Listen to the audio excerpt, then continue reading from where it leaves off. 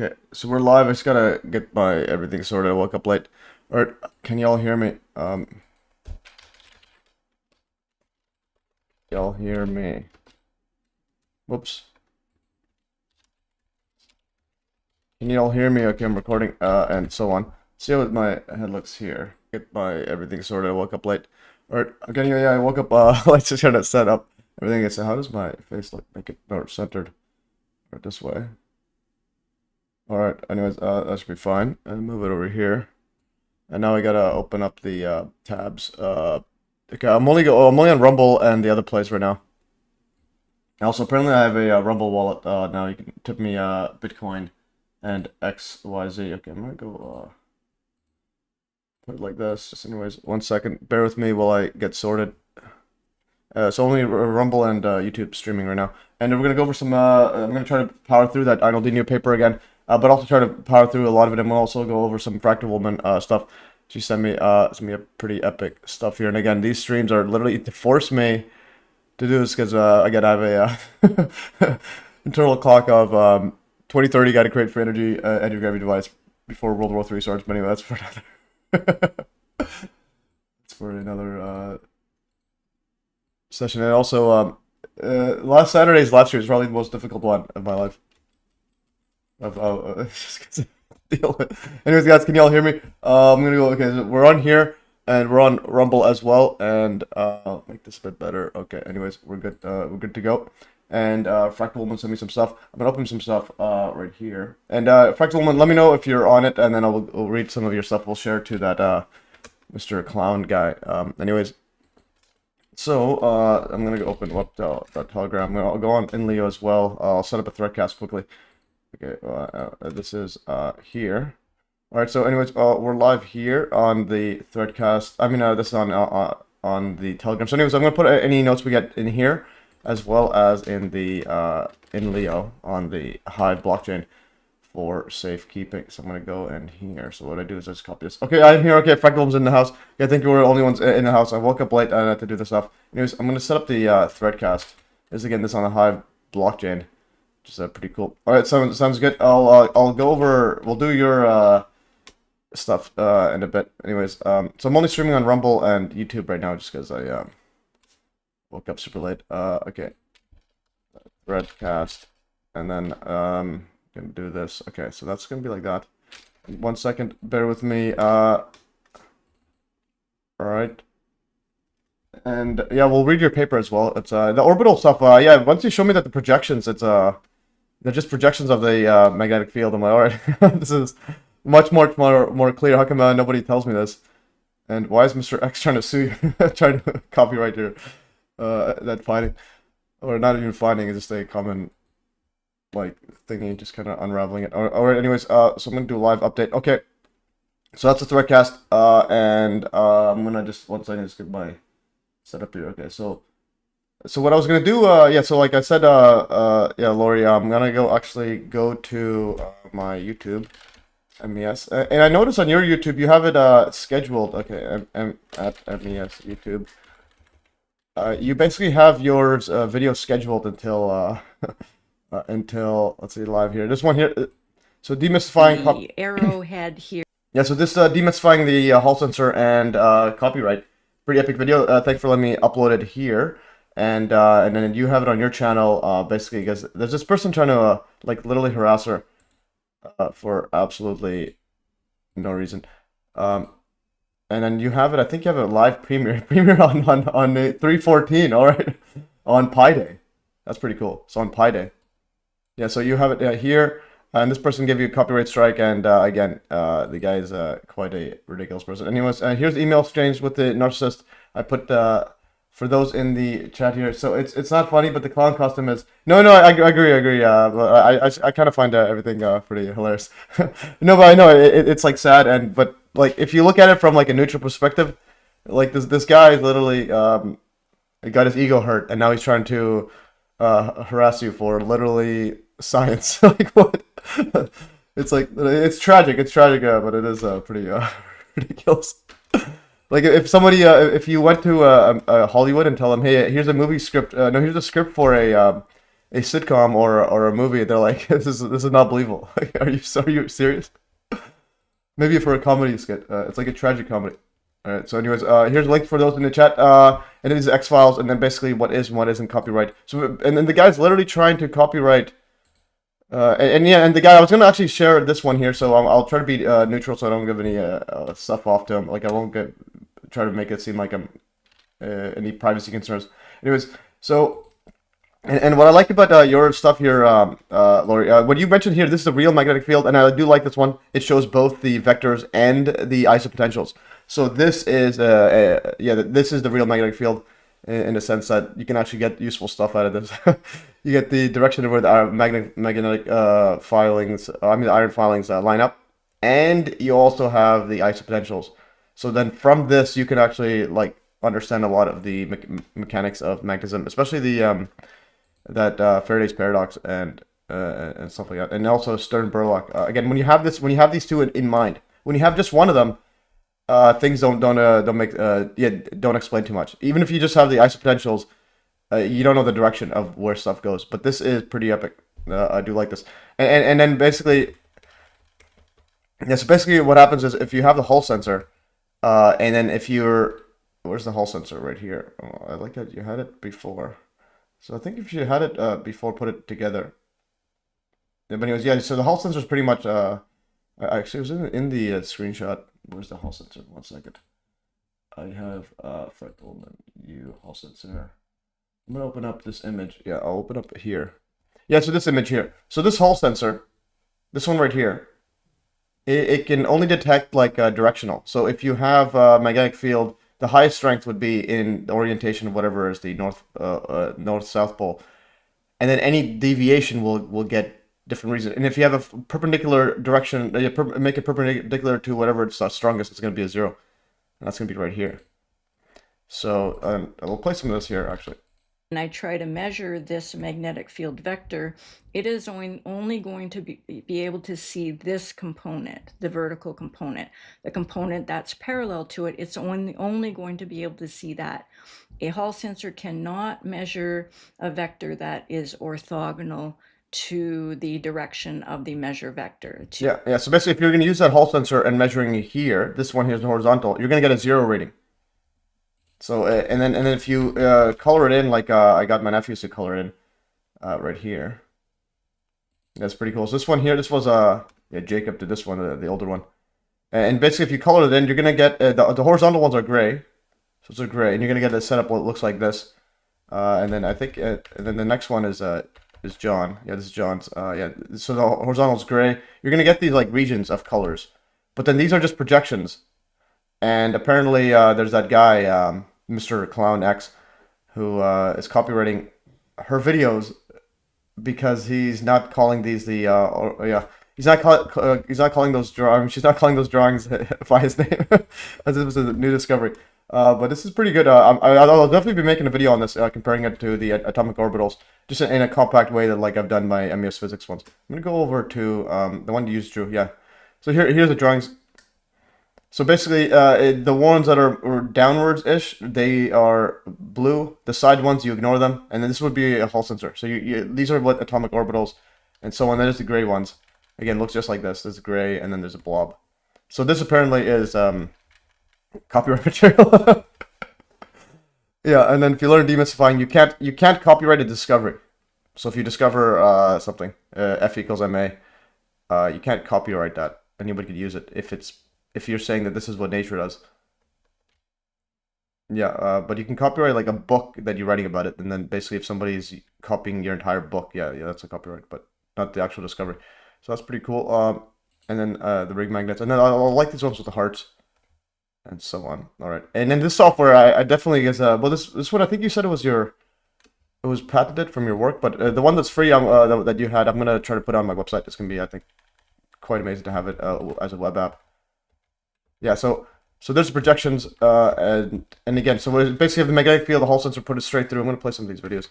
It's pretty cool. For my, personal use, but I am not permitted to give away any source code for this visualizer. I'm only permitted to use it to visualize volumetric data. And so as you can see, so I'm just going to quickly go through this video.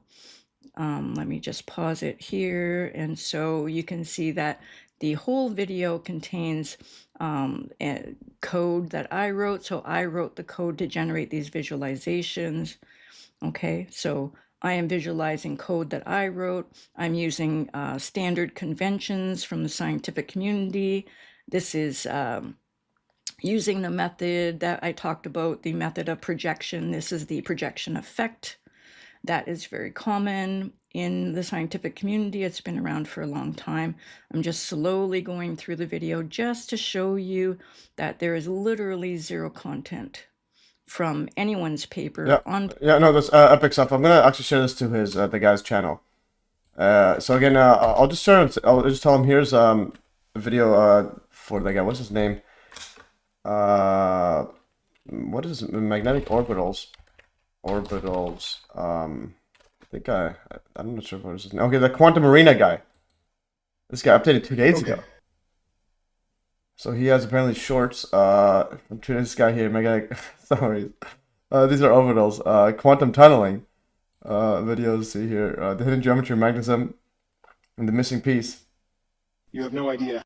Okay, so he's got the alien stuff.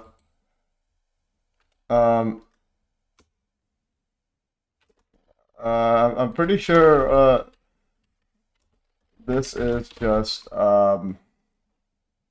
yeah, this is just projection.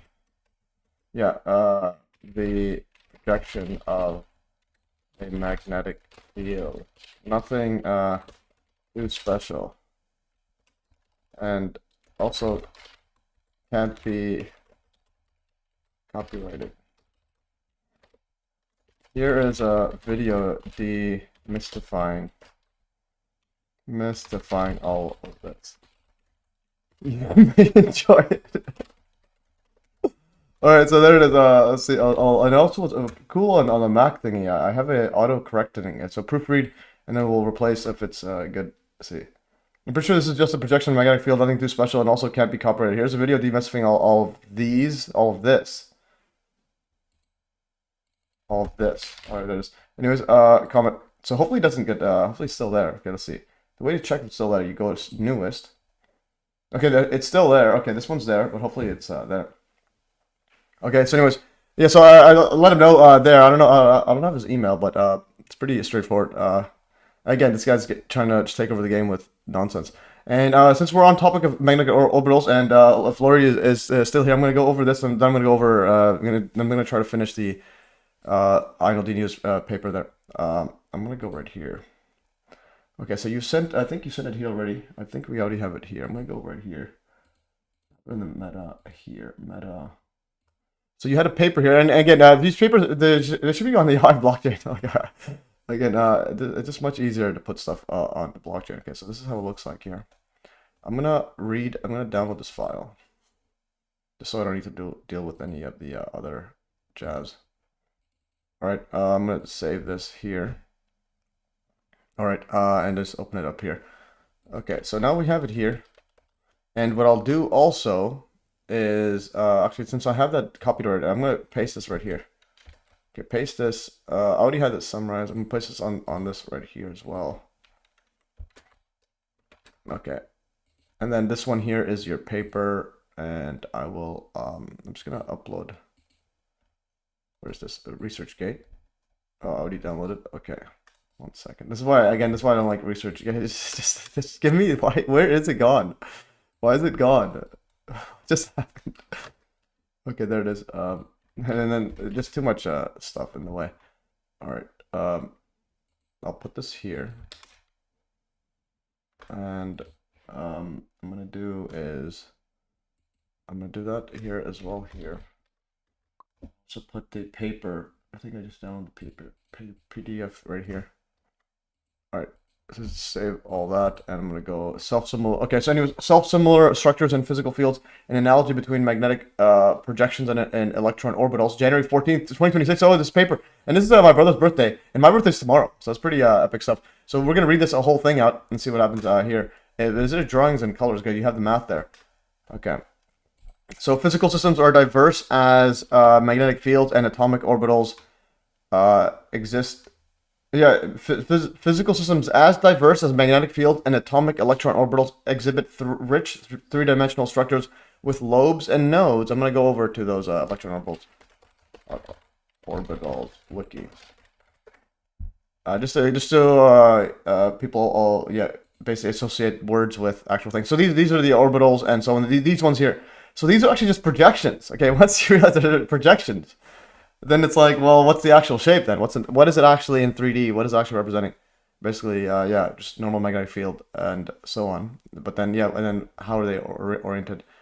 And yeah, basically just little magnets. You put them on the setup there, and then you can graph the isopotentials, or it's pretty much what they are, I think.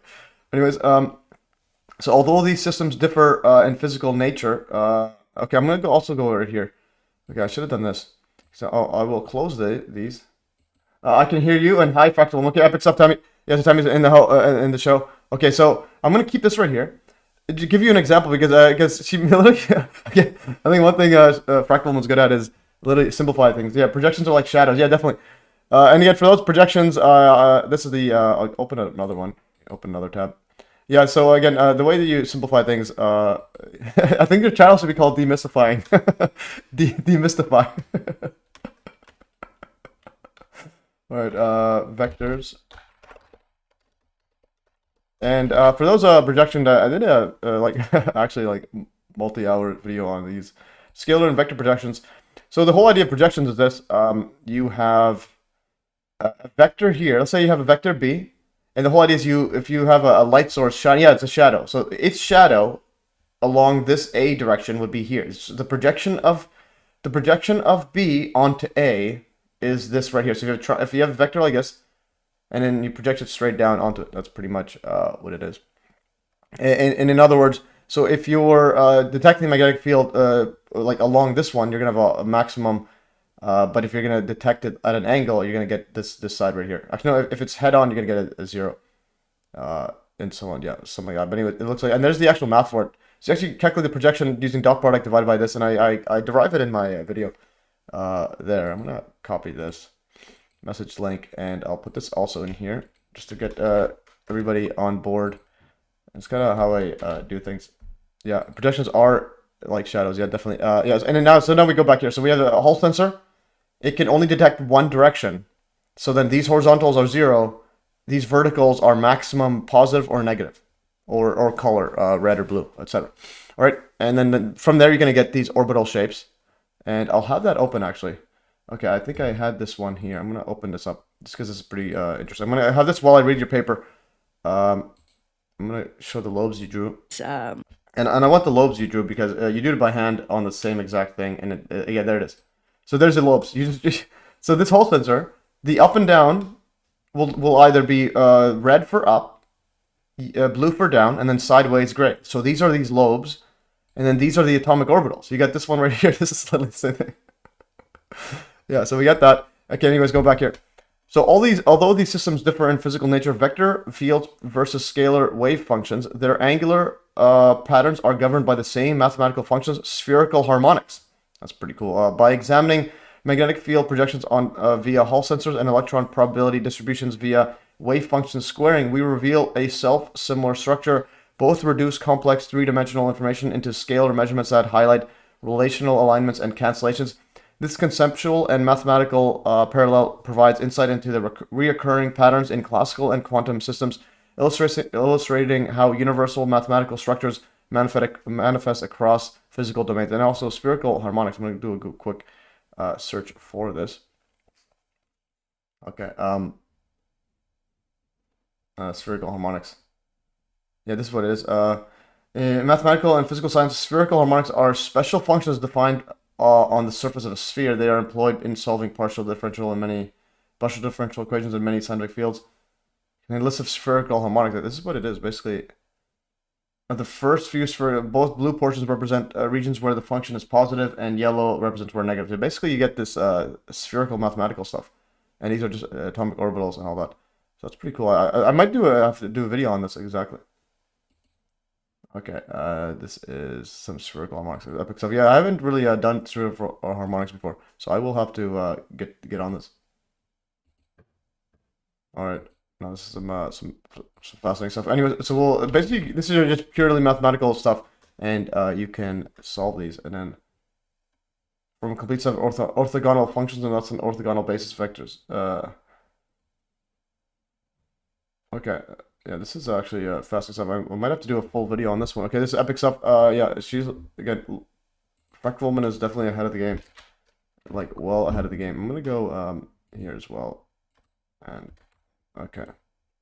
So there it is. I might have to do a video on this. Actually, yeah, to understand it, I'm gonna actually do a this quick video.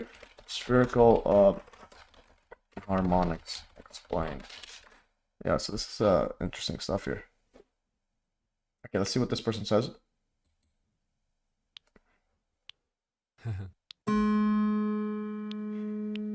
The spectrum of the vibrating string consists of multiples of the fundamental frequency F0.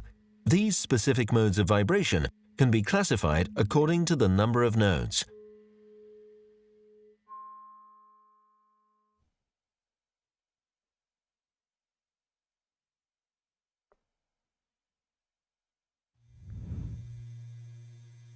There are generally two different types of framework conditions. There can be either nodes or antinodes at the edge. Physically, this corresponds to either a closed end or an open end. Let us consider the simplest mode of vibration having two open ends. It has one node in the middle and one antinode per each of the two edges. Let us now bend this vibration to form a semicircle. Rotating this semicircle around the z-axis will result in a sphere. There is an azimuthal nodal line at the equator of the vibrating sphere. Okay, so that's the spherical harmonic. So basically, anyways, so we take the open node thing, shift it, or do we do shift it? Vibration to form a semicircle.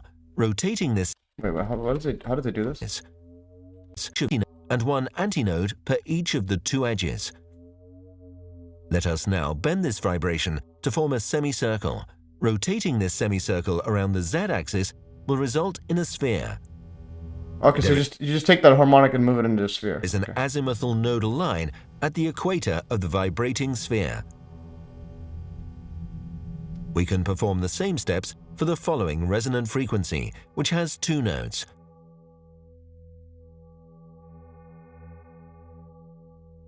Let us bend the vibration to a semicircle and again let the semicircle rotate around the z-axis.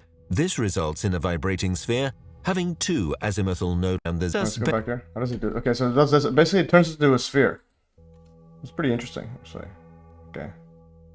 Let us bend the vibration to a semicircle and again let the semicircle rotate around the z-axis. This results in a vibrating sphere having two azimuthal nodal lines.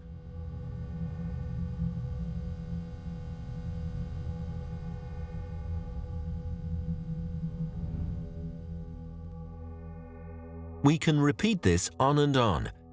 Bending and rotating the vibration with L nodes results in a vibrating sphere with L nodal lines. By definition, these sphere vibrations are rotationally symmetric. They are also their own reflection.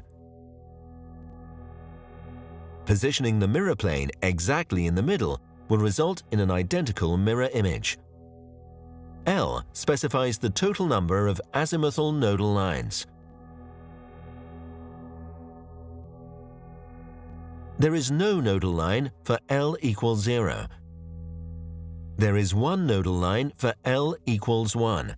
However, this exceptionally symmetrical vibration does not reveal the full range of possibilities, because we can also rotate the nodal line on the sphere. Let's rotate that nodal line to the right or reflect it to the left. There are now two new modes of vibration on the spherical surface with one nodal line.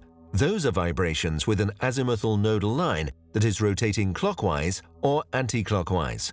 In the case of two nodal lines, there is an option to rotate not just one, but both nodal lines to the right and reflect their image to the left. In the case of 3 nodal lines, we can rotate first one line, then 2, then all 3 nodal lines to the right, and reflect their image to the left. There are thus 2L plus 1 potential modes of vibration on the spherical surface with L nodal lines. We can generate any number of basic modes on the 2-dimensional spherical surface by adding and rotating nodal lines, starting from the simplest vibration. Okay, this is quite fascinating. Okay, so I almost got grasped until the end when they started rotating. That's pretty wild stuff. I'm gonna actually save this. Yeah, so again, this is like how I kind of think. I can't go like one thing at a time. I have to do one thing. I can't just go, like read a full paper. Every single sentence I need to understand what in the world is going on here. I'm gonna put it as also summarize. So it puts on the Hive blockchain. Okay, this will be summarized as well. So that's pretty cool. And I'll send you a link here, Fractal, if you want to use that or for your own jazz. Again, that's pretty cool. But I want to see how these were made. Cerebral harmonics.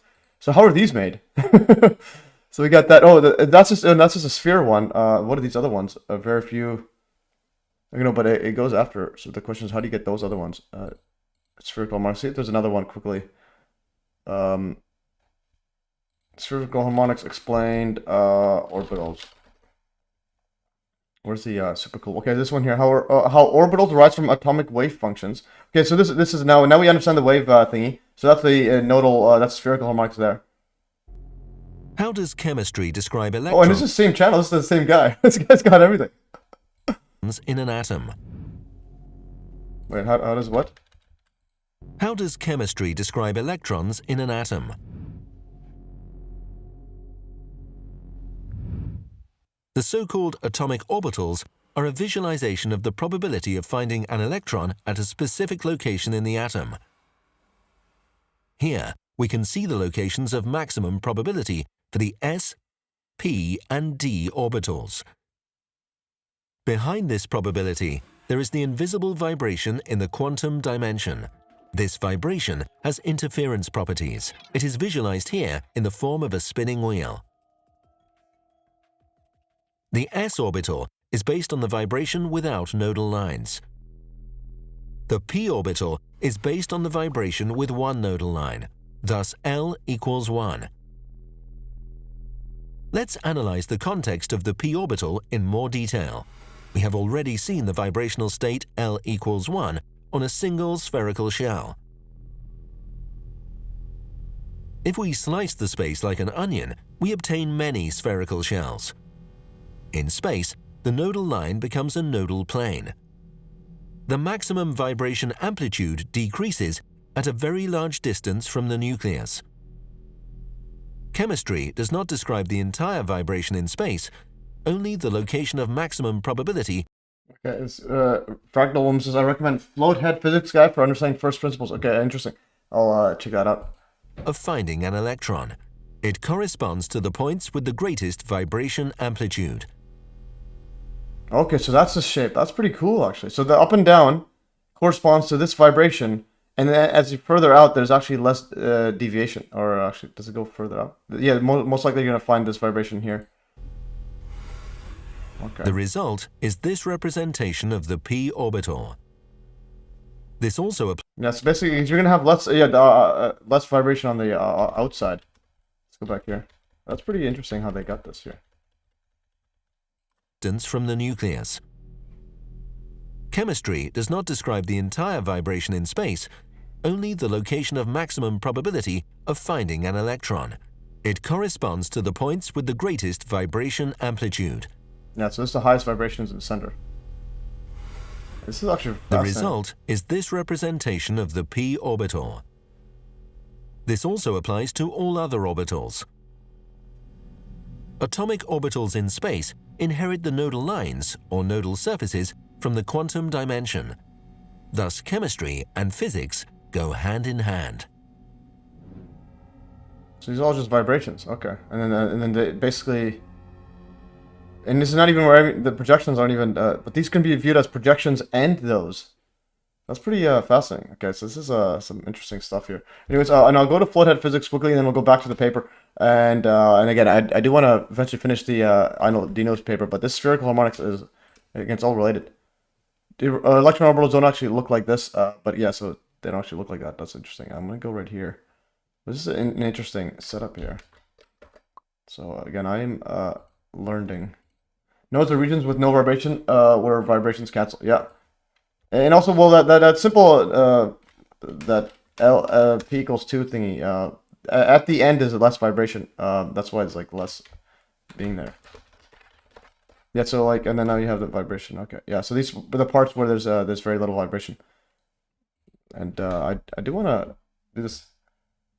No, Ionel is actually pronounced Ionel. Ionel. FYI, what is, I've been calling him Ionel Dinu the whole time. Why is there an I there? All right, so Ionel Dinu, guys. We've put this in here. I'm gonna copy this right here.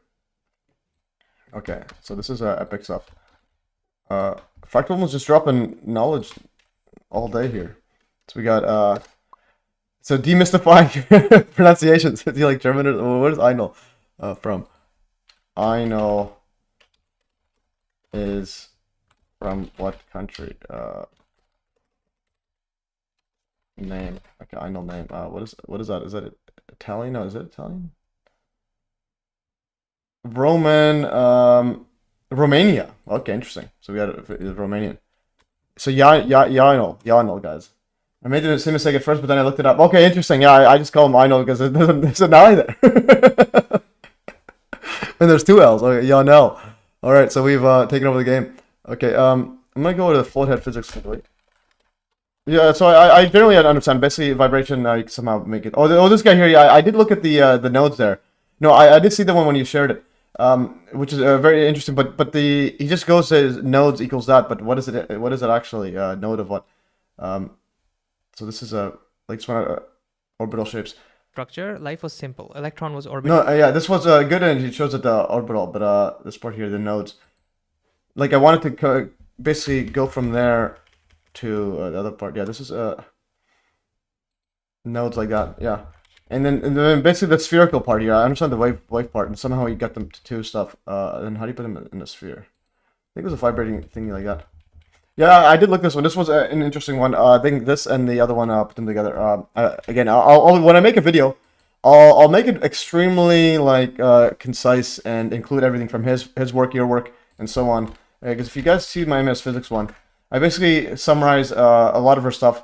I could have added a bit more, but yeah, like exponentials, this one here, and like I try to compact them all in as short of a thingy there with very little chit chat. The chit chats are for live streams. All right, anyways, so we're gonna have that. So we pretty much understand it. Let's go back here. So yeah, so we get spherical harmonics right here. Okay, anyways, spherical harmonics by examining magnetic fields, projections via Hall sensors, and electron probability distributions via wave function squaring, we reveal a self-similar structure. Both reduce complex 3-dimensional information into scalar measurements on highlight relational alignments and cancellations. This conceptual and mathematical parallel provides insight into the recurring patterns in classical and quantum systems, illustrating how universal mathematical structures manifest across different physical domains. Spherical harmonics is not easy to discern, same with spherical geometry. Yeah, definitely. But here at MES, even if it takes like hours, it's more about for me to grasp, and so on. It can be done. So introduction. Understanding the spatial structure of physical fields often requires interpreting scalar measurements derived from rich 3-dimensional information. In magnetism, Hall sensors measure a single component of a vector field, that's the key part, producing lobes and nodes that depend on the sensor orientation. In quantum mechanics, the probability density of an electron orbital is obtained by squaring its function, which removes phase information, reveals regions of high and low probability. Yeah, that's another thing. So basically, I'm gonna close this. So we have this. This is measuring only one direction, and then one direction you're gonna have a blob like this. And what I'll do is it's a pretty good blob. So I'm going to copy this. Yeah, so what I'll do is, this is what I like doing. I like making sure everything is in order. So I'm going to put this here. And then self-similar, this right here. This is a thumbnail you had, and I just adjusted to make it fit there. Okay, we have that, those two. Is there anything else to add? Yeah, okay, yeah, I'll just keep these two. So Hall sensor and that, and send. Okay, so we have these two, just so we don't lose them anymore. So we have this. I'm going to paste this also in the Hive blockchain, so it's there for a long time. Last time. Screenshot this. All right. Yeah, so we have this right here. All right, so we got everything in this jazz. Yeah, so basically, from measuring one direction, you can get these lobes. So again, this is the actual magnetic field, but then if you measure only one direction, you're gonna get a giant blob like this. All right, let's continue further on to our journey. All right. Yeah, and then so at first glance, these systems appear unrelated. One is classical and vectorial, the other quantum and scalar. However, both can be naturally described using spherical coordinates with their angular structure determined by spherical harmonics. And these functions encode the lobes, nodes, and symmetries observed in both magnetic projections and orbital shapes. By examining the role of projections, phase, and relational alignment in both systems, we uncover a self-similar pattern. The rules producing lobes and nodes are conceptually analogous, even if the underlying physics differ. This perspective allows us to connect classical and quantum systems through a shared mathematical framework, providing a deeper understanding of recurring patterns in nature and supporting a fractal-inspired view of physical structure. So magnetic field projections, consider a magnetic dipole oriented along the z-axis. The field at a point in space is a vector b right here equals that. Okay, yeah, basically a field basically has values everywhere. A Hall sensor aligned with a particular axis measures the component of the field along that axis. So b measured equals this along this vector, and again that's this part right here. Basically Hall sensor is measuring only one direction. So these horizontal ones will be 0. These ones will be maximum. These blue and red, and depending on the direction, yeah. So up and down. All right, go back here. If the field is perpendicular to the sensor, they measure. The measured scalar is 0, creating a measurement node. So that's the node is 0. Okay, so different sensors or orientations produce qualitatively different scalar field maps, even though the underlying vector fields remains unchanged. Electron orbitals and wave function squaring. And an electron orbital is described by wave function. This setup there, which can be positive and negative regions as well as complex phase. The probability density is obtained by squaring. So you square this. It's probability of the thing in the region, electron region, you get that. Well, Schrodinger's equation, Schrodinger's in there. Squaring eliminates the phase, producing a scalar field that represents where the electron is likely to be found. Nodes in this context occur when the wave function crosses 0. So that's what a node is, just when 0 is. Analogous to points of destruction, interference, and overlapping waves. Anyways, I'm gonna start lowering my desk. I've been standing. Okay. Okay, my head's gonna get slightly lower. There it is. You can see my head rising. All right. So analogy between systems. The analogy arises when we consider that both systems have rich underlying structures, and that the scalar measurement arises from an relational operation. In magnets, the dot product of the field vector with the sensor axis determines the measured value. And again, that's the I went over the projection here. So dot product. Yeah, so you just take the dot product right here, and then you have the dot product somehow gets you the projection. Again, you can see the derivation, and also just a component of it is the actual length right here. So a dot b divided by a. So a dot b and the dot product, you just multiply each of their components of the vectors, and then you add them up, so you get a scalar number. Anyways, you can see my whole dot product video on that. So just to illustrate, if you want to learn about dot product, go to MES links, and then see what the dot product is of vectors and geometry of space dot product. Okay, so I have a dot product video and notes. So I have like the entire notes on here, so you can learn all about dot product. And how long is the video? Let's see how long the video is. You can go, 1 hour, 2 hour video basically. It's pretty short, so dot product isn't that long. So you can go learn about dot product, and it's pretty epic stuff there.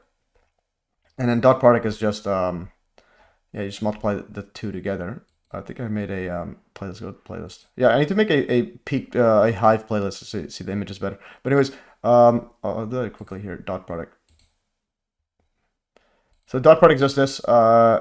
Is just a dot b equals, you multiply the vector, multiply components, add them together, and then you could use it for physics and so on here. If the dot product 0 is perpendicular, or anyways, yeah, so dot product 0 is equal to perpendicular, and you can use that for lots of applications in physics and engineering and so on. All right, anyways, let's go back here, and also computer graphics is big too.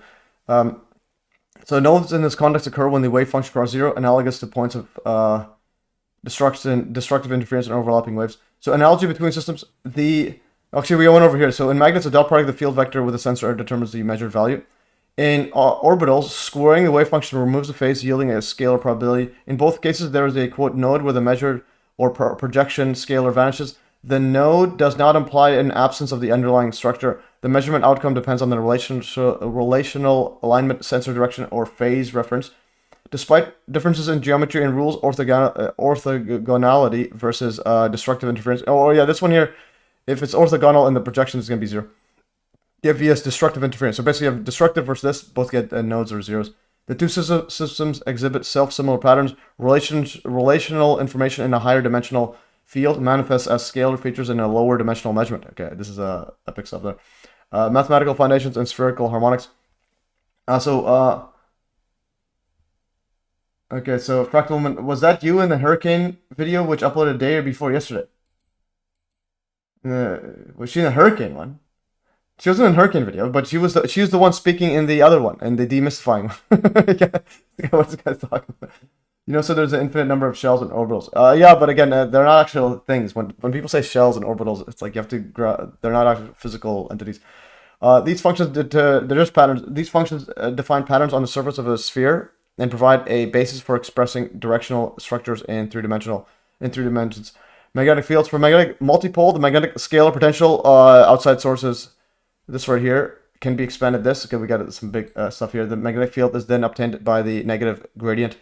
Here, although the potential is a scalar, the fields derived from it have an angular structure determined by the same spherical harmonics. Measuring a single component of B via a Hall sensor gives a scalar projection that depends on the orientation, producing lobes and nodes analogous to orbital probability patterns. Electron orbitals. For an electron in a central potential hydrogen-like atom, the wave function separates into radial and angular parts. Interesting. Yeah, if it's in the center. Okay, this defines yeah, there's a lot of the math stuff, so you definitely need to break this down into a video and so on. This is some fascinating stuff because I think we're onto something. Defines angular shape, governs radial variation, and then scales do that, bridging the two domains. Again, spherical harmonics is the key, basically. It serves as the common mathematical bridge. In mathematical fields, they define the angular patterns of the scalar potential whose gradient produces the directional field vector. I actually did spherical coordinates one time when I was analyzing someone's gyroscope paper. So I might have to get back to that. I'm not sure how that the video got on my YouTube. It was private and I accidentally made it public. Oh, so you were in a hurricane video. Oh, the thing is, because I uploaded a hurricane video, but the Apollo 11 hurricane one. Okay, so apparently she was in a hurricane. Right? Hurricane fractal. Despite the differences, anyways, in orbitals they define angular pattern of the wave function whose squared magnitude produces scalar probability distribution. Despite the differences in physical meanings, the underlying yes, we know there are theoretically infinite number of orbitals. Yeah, there's different again. There's infinite number of projections. You mean? Yeah, so that's what I mean. Despite differences in physical meaning, the underlying angular structure is governed by the same mathematical functions. This is why lobes, nodes, and symmetries seen in the orbital shapes have clear analogs in the projection patterns of magnetic fields measured along different axes. The inclusion of spherical harmonics as a unifying mathematical framework clarifies why magnetic field projections and electron orbitals probabilities exhibit self-similar structures. In both cases, the angular dependence of the underlying field is governed by the same family of functions. Anyways, magnetic measurements and projection of the vector field onto a sensor axis reduces the three-dimensional information to a scalar map. In atomic orbital, squaring the wave function removes phase information, producing a scalar probability distribution determined by the same spherical harmonics. And again, phase, I think that's just like the wave mumbo jumbos. Okay, this is, I think I lost some subscribers because of that video. Interesting. Oh no, that was some lady who don't know. Anyways, so apparently you lost subscribers because you uploaded a hurricane video. I lost a few subscribers because I uploaded the Apollo 11. Like the footage is real. Okay. Okay. Recognizing this way, measurement key properties of audio waves such as sound pressure are scalar quantities because they represent magnitude without a specific direction. Anyways, recognizing the similarity highlights the deeper recurring mathematical structures underlying seemingly distinct physics. By analyzing magnetic field projections and electron orbital probability distributions through the lens of spherical harmonics, we uncover a unifying pattern shared by classical and quantum systems. The observed similarity reflects the recurring role of relational alignment across domains. This perspective emphasizes how universal mathematical structures manifest in diverse physical contexts, supporting a fractal-inspired view of the universe in which similar patterns recur across scales and systems. Like epic stuff here. And there's the references and so on. So again, so basically, the name of the game is spherical harmonics, and yeah, and projections. So this one definitely have to go over this and so on again, and then simplify what in the world this means and all this. Because here at MES, I am good at simplifying math stuff. Yeah, this is epic stuff. Okay, anyways, so that's pretty cool. And now, yeah. So again, thanks, Laurie, for that. Always dropping bombs. And then I'll be uploading. Yeah, I will do a review when I get chances later this year or so on. I'll try to do it earlier.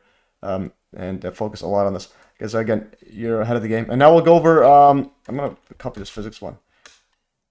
You know, to me, someone's in house. Okay, to me, someone's epic stuff here. And yeah, so I was gonna say if you guys watched the Saturday live stream, it's probably the hardest one because I had someone in my ear. Anyways, we'll talk about that next time. Anyways, I'm just gonna put this playlist here. And this as well. This is a physics one. And I'll be making so I like the thumbnails I make, but YouTube doesn't present them properly. Like I want them giant. And it's kind of what I did with the Hutchinson effect setup right here. And I think I'll do that with all my math videos. Anything important peaked Hutchinson. Like I really like. Did you see the old man who was an ass and jury sharing experience I shared on your Telegram? Yeah, I gradually and I looked at a bit of it like that, but again, I need to see a bit more. Like I like people talking. Yeah, so anyways, I'll try to make one like this with my math videos and physics ones playlist, so I can show the thumbnails. The thumbnails I try to make them as like clear as possible. That includes everything. So there's me and John. I'll do one like this again. For those who still can't grasp Hutch's effect is like as real as night and day.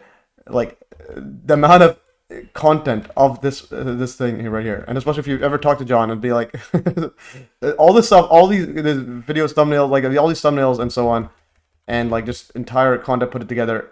It's done by me here, putting these of his work, and it's like this isn't this is literally again not some sort of psyop operation. This is real stuff. Okay, it says that video is amazing. No need to private that. Yeah, I want to see this video, or unless it's something else about it. Anyways, unless you're trying to copyright it, making a thing about that. Okay, we can play the moon stuff on the other day. But anyways, I want to definitely finish. I want to see if how much we can get through the Ionel Dinu paper now. So now we're gonna go with Ionel Dinu paper. And yeah, Fractal Woman. I think if you can, we definitely need to like just help you get on Hive, like posting it on here. Ionel Dinu. No, I mean Ionel Dinu. Okay, Ionel. Pronounce it Ionel. So we'll go here. And again, since we're dealing with nodes, and I stopped last time at the specific point, and then I want, so anyways, so it's a paper, and again, I like Hive, you can, all your headings are here too, and it's an article that's responsive, so if you're watching on a phone, if you shrink it, the stuff gets smaller, it's not like a PDF, and you can access it anywhere, you don't need to worry about it getting deleted. You can also use AI on it, you can literally go in tools and do some recap this. Okay, Mr. Bizarre's in the house too. We had a whole bunch of celebrities here. And also you could do AI on it, you can listen to it. You can do a whole lot of jazz on this. And again, this stuff will be on the Hive blockchain forever. And I'm going to go to where I finished off last time. Was that video I was watching, and I definitely need to see that again. I'm going to see... okay, now we're going to go power through. I'm going to go right here and look for that paper. I'm going to go right here. So the first one here, and then go all the way back up again. Why is it not going up? Ionel Dinu. Ionel Dinu. Whoops, the other one. So I put them all in here, and I want to continue with that video demonstrating a vibration. Okay, this one here is the one I want to watch, and since we're dealing with the same node stuff, this was a very, very fascinating video. I'm going to watch the whole thing here with you guys. Hopefully I don't get copyright, but I will be reviewing it, so it should be fine. I'm going to go paste it here as well. And paste it into this one here as well. So we are on the same page. Okay, so now we go to the vibration, go to the peak right here. I'm going to start closing some stuff. So there's also viscosity of fluid, which is highest for some fluid. That thing is used to breaking words. Anyways, you're just saying words. Okay, this is pretty epic stuff here, guys. And then orbitals. I'm going to close some stuff for the physics one. Okay, and I'm going to go vibration. Okay, where was the one, where did we end up at? I think there was a vibration. Okay, and I think we dealt with the vibration. I'm gonna go all the way. What was the first mention of it? Okay. Okay, and then this is, I think, demonstrating, oh, de Broglie hypothesis of electron ascending waves, because that's what we were at. So de Broglie. Okay, got it. Okay, yeah, no worries. Practical, yeah, thanks for your stuff, and have a good time at work. And yeah, thanks for taking over the game. Okay, so we're here. So we were over here. So this is the part where I stopped last time on his paper, and this again, it was dealing with the waves. This is pretty interesting. Three-dimensional stationary standing electron waves. Okay, that's pretty cool. Okay, so the alternative to this doctrine is that the two to this doctrine is a two chemical element theory of atom outlined above, which is basically you have electrogen and the proton, which is more promising since waves of electrogen on the surface of the atom, or just surface waves on the atom itself, can lead to explaining the atomic line emission spectra in a mechanical way. So basically, waves on the actual atom, or on the surface of the atom, or just surface waves on the atom itself. Yeah, basically surface waves on the atom, or surface waves on the electrogen on the surface of the atom, or just the actual atom itself. So if the atom itself is vibrating, or you have an actual chemical element called electrogen, or electricity generating element. All right, it can lead to explaining the atomic line emission spectra in a mechanical way. Now, basically, the atomic line is just the vibration, the frequency that's getting emitted. I think that's what it is. Let's see what this is. Atomic line spectra. Okay, I'll like images. See what the images right here is. Good evening, all. Mountain goats here too. Okay, we have the whole gang is in here. Yeah, basically these are the light colors that get submitted. Yeah, that's pretty much it. Yeah, let me go electron emission spectrum. Emission spectrum of ceramic metal halide. Yeah, all right. Have a good one. Fractal Woman taking over the game, dropping bombs, and then yeah, and then getting copyright claims from haters. Whoops. Actually, I'll close this one here. I'm gonna close this right here. Emission spectrum. Okay. Anyways, I'm gonna try to focus as much as I can on this. We have an hour, so we'll hopefully finish this, and then we can move on to other stuff.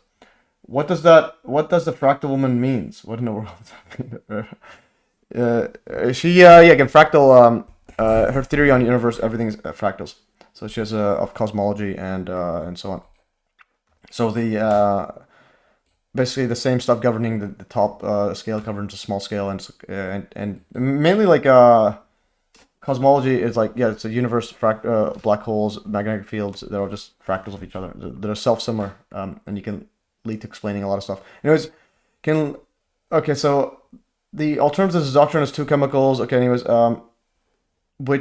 two chemical theories of atom outlined above, which is more promising since waves of electrogen on the surface of the atom, or just surface waves on the atom itself, can lead to explaining the atomic line emissions spectra in a mechanical way, which was the original approach scientists took when studying atomic spectra during the acoustic period mentioned in II 15. So right here, Fundamentals of Theory, this is mentioned in part 2.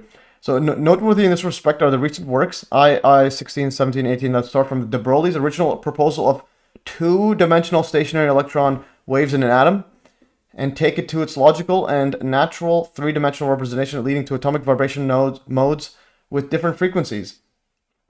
While the shape of the vibrating atom in spherical geometry resembles strikingly the atomic orbitals obtained by quantum mechanic calculations. So anyways, yeah, so this is, basically spherical geometry resembles strikingly atomic orbitals. So we got spherical just vibrating. The shape of vibrating atom in spherical geometry represents strikingly the atomic orbitals obtained by quantum mechanic calculations. So you have these vibrating, if you have a bunch of these concentric setup here, all vibrating stationary wave, you can get that. I'm going to go right here now. We're going to play something here.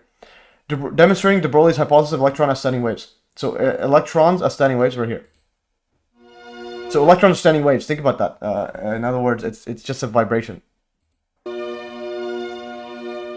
going to mute the music. I don't want to get copyright. So this is just a thing going up and down and vibrating a ring. So let's see. Now, standing waves are really interesting to see. We normally associate waves as moving, but as you saw with this ring, when it is in resonance, the waves aren't moving at all, they are simply standing. But they only occur at very specific frequencies and therefore by association specific wavelengths. Now I was able to set this up by using this vibration generator.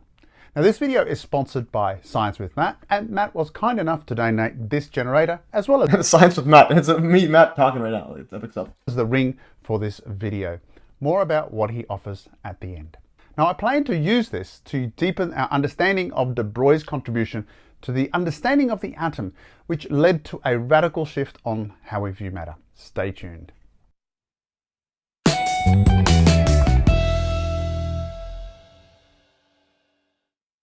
Now in 1913, Niels Bohr made a surprising claim about the structure of the atom that helped usher in the age of quantum physics. Only a few years before, it was Ernest Rutherford who proposed the model of the atom, which consisted of electrons in orbit around the nucleus. Now we often refer to this as the planetary model of the atom, and it's the most common model that you've probably seen in textbooks. But there was a major flaw.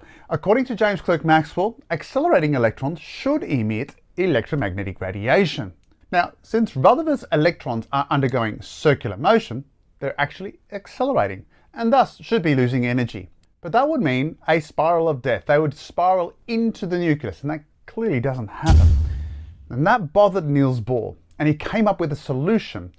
Now the idea was that electrons would only exist in very discrete orbits, and they would neither gain or lose energy if they stayed in those orbits.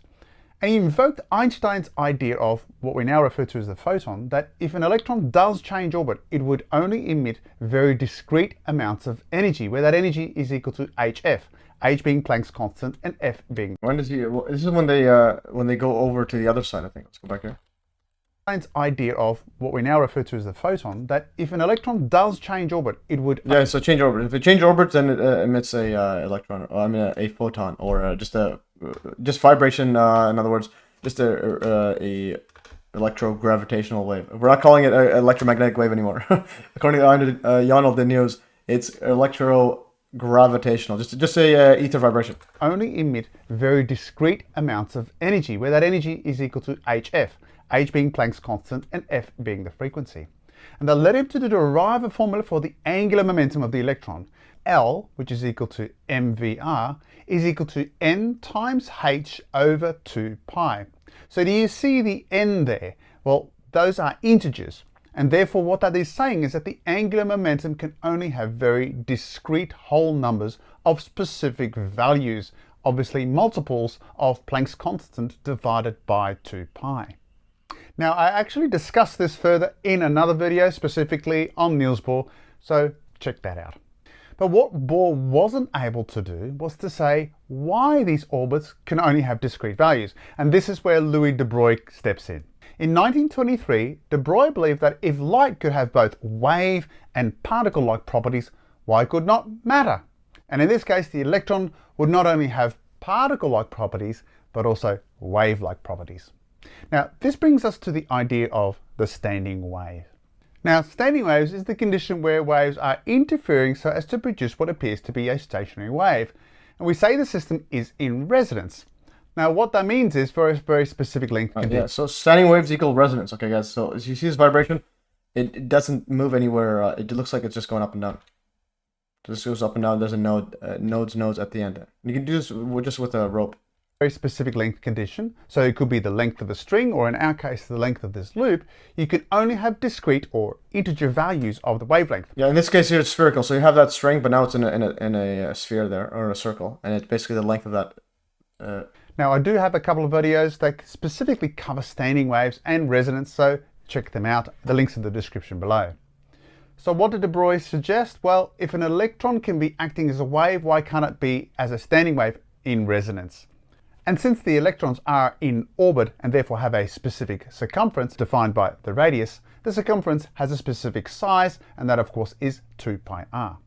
And what that means is basically only very specific wavelengths, whole number of wavelengths, will actually occur in resonance around the orbit. and you will not get it for anything else. So in this particular demonstration, our ring represents our electron orbit, and therefore we can actually cause it to be in resonance, but we can only do this at very specific frequencies.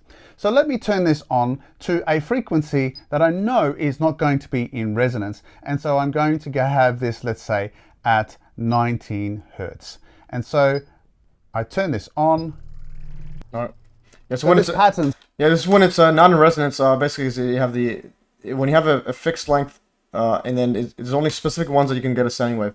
Also, this guy says you already know these things. You're recalling. Well, I covered it last time, but I want to watch the whole video, and then we're gonna go back to the paper. Again, it's just to drive home the point, and just that's standing waves of electrons, and then because we're gonna basically call it as a new element, and so on, called electrogen. And basically, from this, we can generate the same atomic spectra without evoking random photons and all this mumbo jumbo.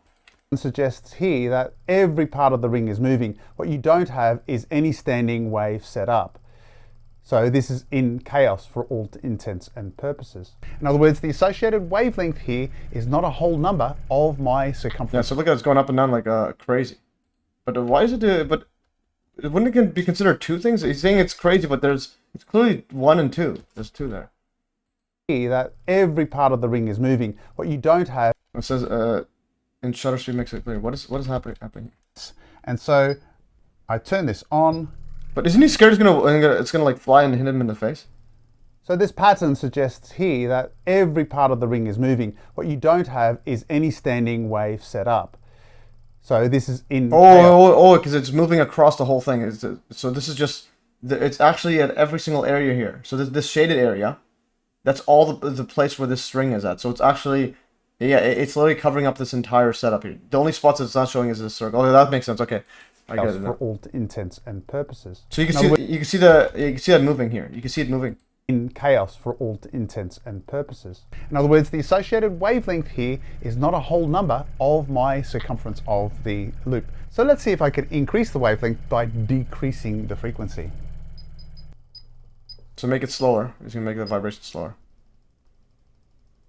Yeah, so basically now you have... Now this frequency is now 12.4 hertz, and you see the 2 nodes at the 3 o'clock position and the 9 o'clock position. In other words, we have one complete wavelength around the loop. In other words, the circumference in this case... Yeah, so one complete wavelength around the loop. What is the distance between the 2 nodes is wavelength divided by 2. So the full wavelength goes from here, is a loop, and then a node and back there. So now a full node is going to be... I mean, distance between these two is going to be half a wavelength. The loop. In other words... And also, Shari here, the difference between this and the other stuff, this is a physical experiment. This isn't some sort of a magical, theoretical, like, drawing or 3D stuff. This is an actual one. What would be the frequency of this oscillation? I think he mentions it earlier. Circumference in this case is actually the length of the wavelength in this situation. And we say this is in resonance. And this is what De Broglie is suggesting. When an electron is in its lowest energy state, is in resonance, and therefore not losing or gaining any energy. Yeah, so resonance is why it's not gaining or losing energy, hence why it's not sending off photons or whatever, light. Now, I was going to get ether vibration, yeah, so light. But it only occurs at this particular wavelength. But, of course, there is going to be able to get another one. So let's now increase our frequency. I think it was a 14 something. It was a 14. See what it says here. So now there's 2 nodes. I have increased it to 25 hertz. It's a 25 hertz, so 25 cycles per second. A little bit of energy loss, so I can actually tweak it a little bit by going up and down. And so for this string, because of the fact that it's not a perfect system, we're getting actually a frequency that is slightly more than double. But you can see now what we have is 4 nodal points. And so what we have is 2 full wavelengths in this particular system. You'll see them roughly at the 10 o'clock position, the 2 o'clock position, and the 8 o'clock position, and the roughly 4 to 5. Yeah, so there's 2 wavelengths in this now. Okay. Position. What we have is an increased amount of energy, we have an increased amount of momentum, and it is a whole number of wavelengths. In this case, we have 2 wavelengths in this system. Now, ideally, it would be nice to see if I can increase to the next level. In other words, 3 times the original wavelength, which gets me to a value of about 45 hertz. I can try this, and I don't quite get it here. I have 1 node up here, 1 node over here. I have another node here and another node here, and it's similar to what we had before, and that is actually a limitation of this particular model. It's very difficult for this to maintain a higher harmonic. So now what we have is de Broglie's mathematical relationship that ties in the circumference of the loop with discrete numbers of wavelengths. In other words, what we have is 2 pi r is equal to n lambda. But de Broglie also determined that there was a relationship between the momentum of an electron and the wavelength of that electron, and namely the wavelength is equal to h, Planck's constant, divided by mv. If you substitute the wavelength there into our previous equation, what we end up getting is 2 pi r is equal to n times h over mv. And if we rearrange that, we get mvr is equal to n multiplied by h over 2 pi. Now, does that look It doesn't even show the other side. familiar? That is actually the angular momentum equation that Niels Bohr had determined. But now, by associating the wavelength or the wave-like properties of the electrons, de Broglie was able to explain why those electrons could have discrete amounts of energy and discrete amounts of angular momentum. Yeah, so basically increased nodes equals increased momentum, increased energy, and then those are the discrete values there, because the nodes equals discrete quantum mumbo jumbo. And that opened the way for a re-evaluation of the whole nature of matter. Matter did not only have particle-like properties, but it also had wave-like properties, and it could explain the properties of the electrons in orbit. Now, it wasn't soon after de Broglie's paper that Davison and Germer established an experimental evidence to actually demonstrate that electrons can behave with wave-like properties. Again, I have videos where I go into greater detail of de Broglie as well as Davison and Germer's experiment, and I again put those links in the description below, so check them out. Now, this video... Okay, anyways, so that's epic stuff, guys. Oh, so that's why electron emits from the hydrogen, because light excited that electron potential energy, which increases frequency, which makes electron to lose its internal energy to become stable. Yeah. Light excited that electron potential energy. Yeah. So it excited it, and then it would release that, and then go back to where its normal is. Yeah. So basically, the nodes equals momentum energy. So anyways, so going back here. Okay, so now here's a diagram. This is from the book there. These are different nodes here, different setups there. De Broglie's two-dimensional stationary electron waves going back and forth. You can get, these are the 4 nodes we had. And in 3 dimensions, you get this setup right here, and you can get atomic orbitals and so on. Anyways, so these atomic vibrations brought about when the atoms of an element are excited through sparks, arcs, or electric discharge in low-pressure glass tubes cause the emission. Again, what you just said. So these atomic vibrations brought about when the atoms of an element are excited through sparks, arcs, or electric discharges in low-pressure glass tubes, cause the emission of radiations with frequencies corresponding to the respective vibration modes. So the vibration mode, the frequency of that, is related to what's being emitted. So say FM and FN, in contradiction with Bohr's postulate that the emission of radiation has a frequency FMN, which is the addition of the two, or the difference of the two. So, and takes place when one electron jumps from 2 stationary states corresponding to atomic orbitals of energy EM and EN. So when it jumps between 2 energy states, you get an emission of light. So you have Planck's constant times Fm equals to, this is the energy difference in energy states. This is what Bohr said, that the frequency is going to be the difference between the two. But what many modern textbooks on the quantum theory of atom fail to explicit and clear fail to make explicit and clear is that all frequencies are observed in the emission spectrum of an element. Yeah, so that's the thing. The frequency of the actual modes of both energy states are actually emitted, as well as the difference. So Fm, we call that Fm. These are the two. There's two. There's 2 modes. You get this one here and the other one are those frequencies are related. The vibrational frequencies. Yeah, I'm getting a call. 1 second from my aunt. Once I'll mute.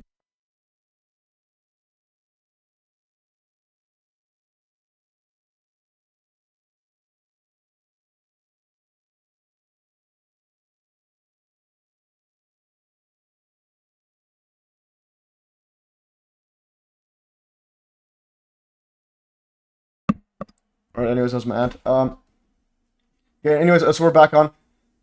Yeah, so anyways, it's basically what many modern textbooks on the quantum theory of atom fail to make explicit and clear is that all frequencies, both the nodes, both of the different energy states modes, and the difference are observed in the emission spectrum of the element, and are connected through the simple relation discovered by Walther Ritz and called Ryder-Ritz combination principle. So it's right here, the difference, from which it can be seen that Fm equals to the difference plus Fn. Yeah, so as such, the whole line emission spectrum of an element can be considered as a mixture of radiations emitted by the excited atoms of the gas vibrating in different modes and frequencies. Again, we have the emission spectrum. It's everywhere. Emission spectrum of a ceramic metal halide lamps. You got a whole bunch of stuff, not just XYZ.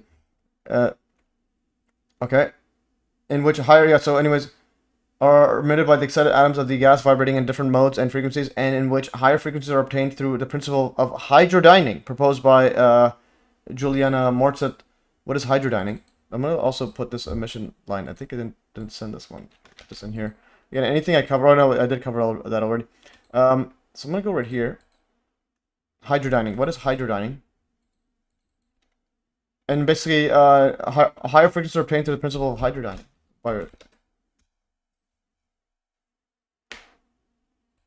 Hydrodyning is a signal frequency that's created by combining or mixing two other frequencies using a signal processing technique called hydrodyning, which was invented by Canadian inventor engineer Reginald Besson. Okay. Frequency mixer used in schematic diagrams. Here, the input signal consists of signals at multiple frequencies which are mixed to create the output signal that are signals of new frequencies. So you have input signal and then ideal mixer. So what in the world does this even mean?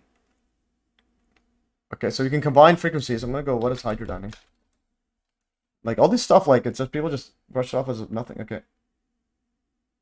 Hydrodyning is just 5 minutes. I'll do less than a minute. Let's do 5 minutes hydrodyning. Frequencies together to produce both and producing individual tones to the... Okay, wait up. Hydrodyning. Where's the hydrodyning? Illustration. Hydrodyning. Illustration.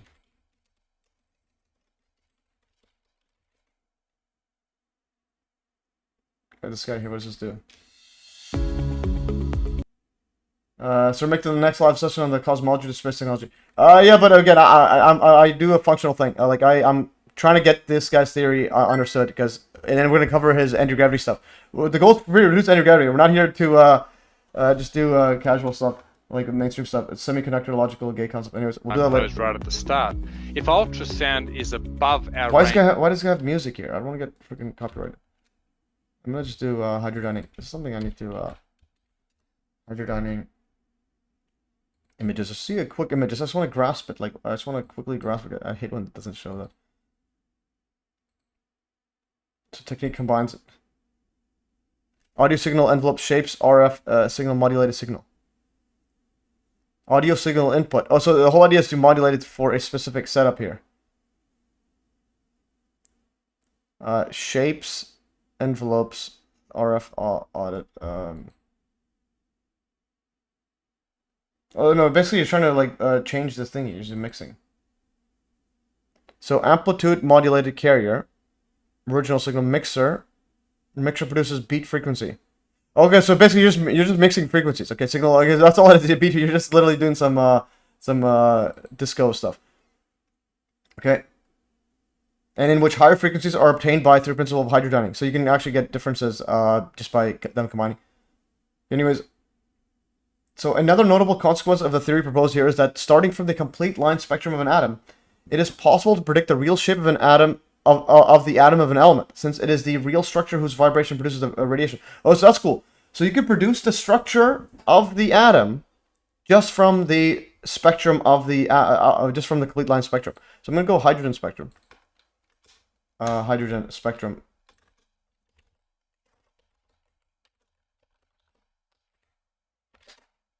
So the spectral series of on logarithmic scale. So you have different setup there. So you're saying based on the different frequencies. I'm gonna go hydrogen line. What is it? Is hydrogen? Sir, who wrote this article and who and where do you get this? It's Ionel Dinu. I've been telling this for years.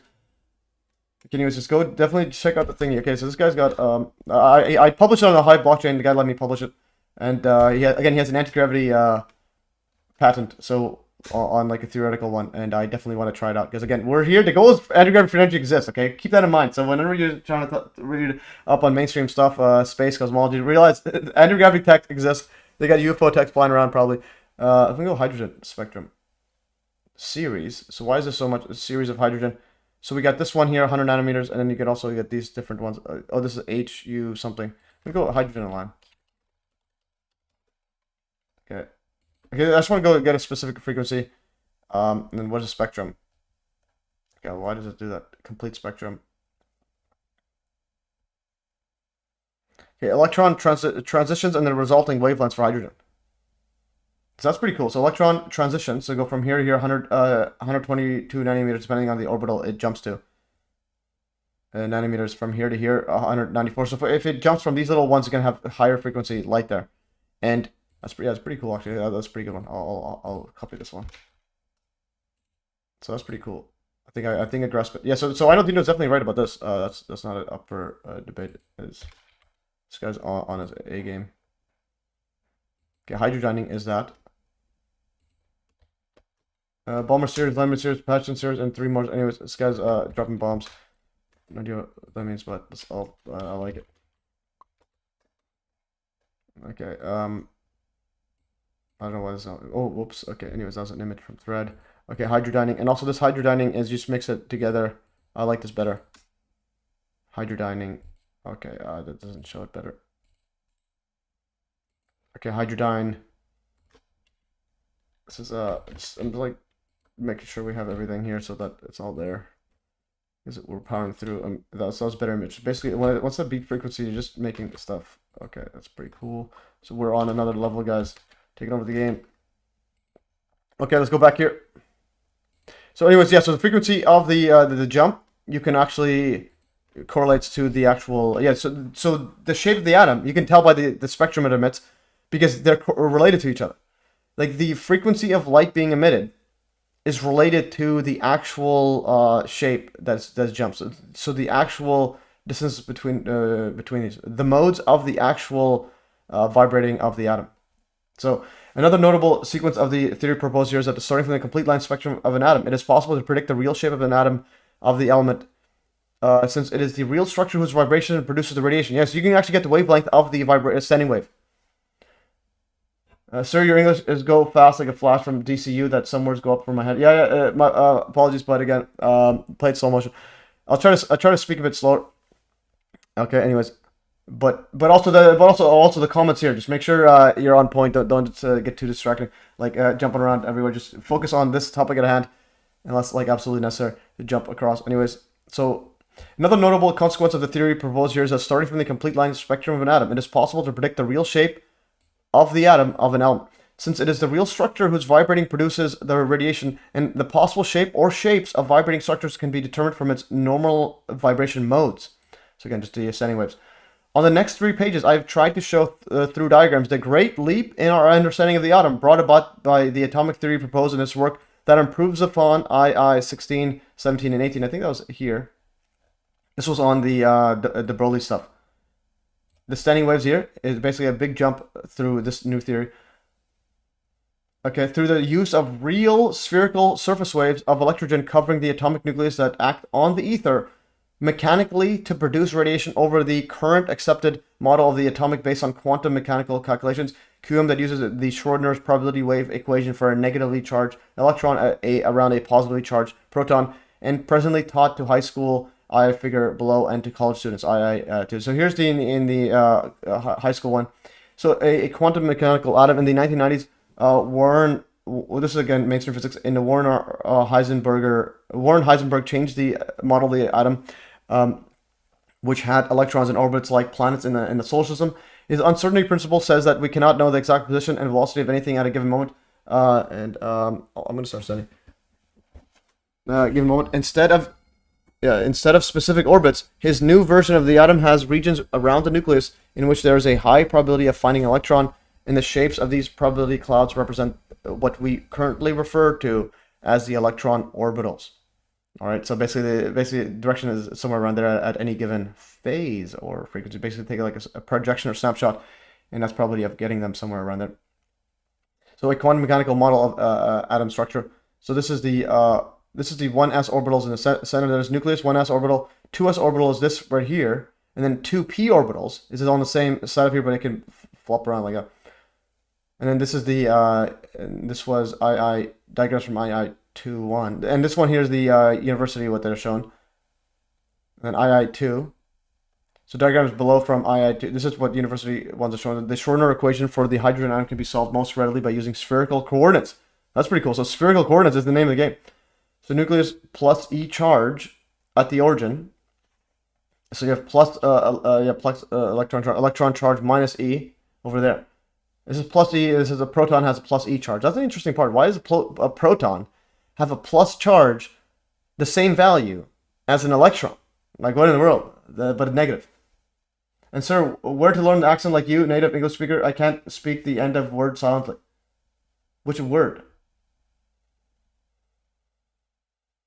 Yeah, yes, sir. That's why I talk so much off topic to the people I feel closer. Yeah, no problem. Where to learn accent? But just for these streams, just try to focus because it's live and we only have a couple hours right now. Well, 30 minutes now, 35 minutes left. So we have to focus on this and get on this. Anyways, yeah. So my accent, just keep talking and you'll learn it. Anyways, so electron charge negative. Yeah. So at this here, and then you have this based on this these different angles and distance. And there's also again this mainstream physics. So for figure 41.9, three-dimensional probability distribution functions. This is again this is that wave function squared. What is that symbol there? Wave function symbol is what is it? What letter is that? Greek letter psi. Okay, so we got some psi up, and that's a trident. That's the interesting setup there. Trident letter psi. Okay, psychic psi. Okay, so that's some psi up-ish. For the spherical symmetric IS, 2s, and 3s hydrogen atom wave functions. Okay, so three-dimensional probability distribution functions for the spherically symmetric IS, 2s, and 3s hydrogen atom wave functions. So we have this is the wave function squared, and as you get a distance away, so r divided by a. I'm not sure what the a is, but anyways, as you distance away from the origin, it drops down, so it's going to be a sphere like this. But if there's a bump like this, it becomes like this. So again, it's enough. You have this is the 3s setup. So you basically have different nodes set up around the whole thing. In 3D, you basically think of these as vibration nodes in these two loops there. This is just a normal one, kind of like just think of it like a drum. This one is kind of like a double one at specific spots. So cross sections of three-dimensional probability distributions for a few quantum states of the hydrogen atom.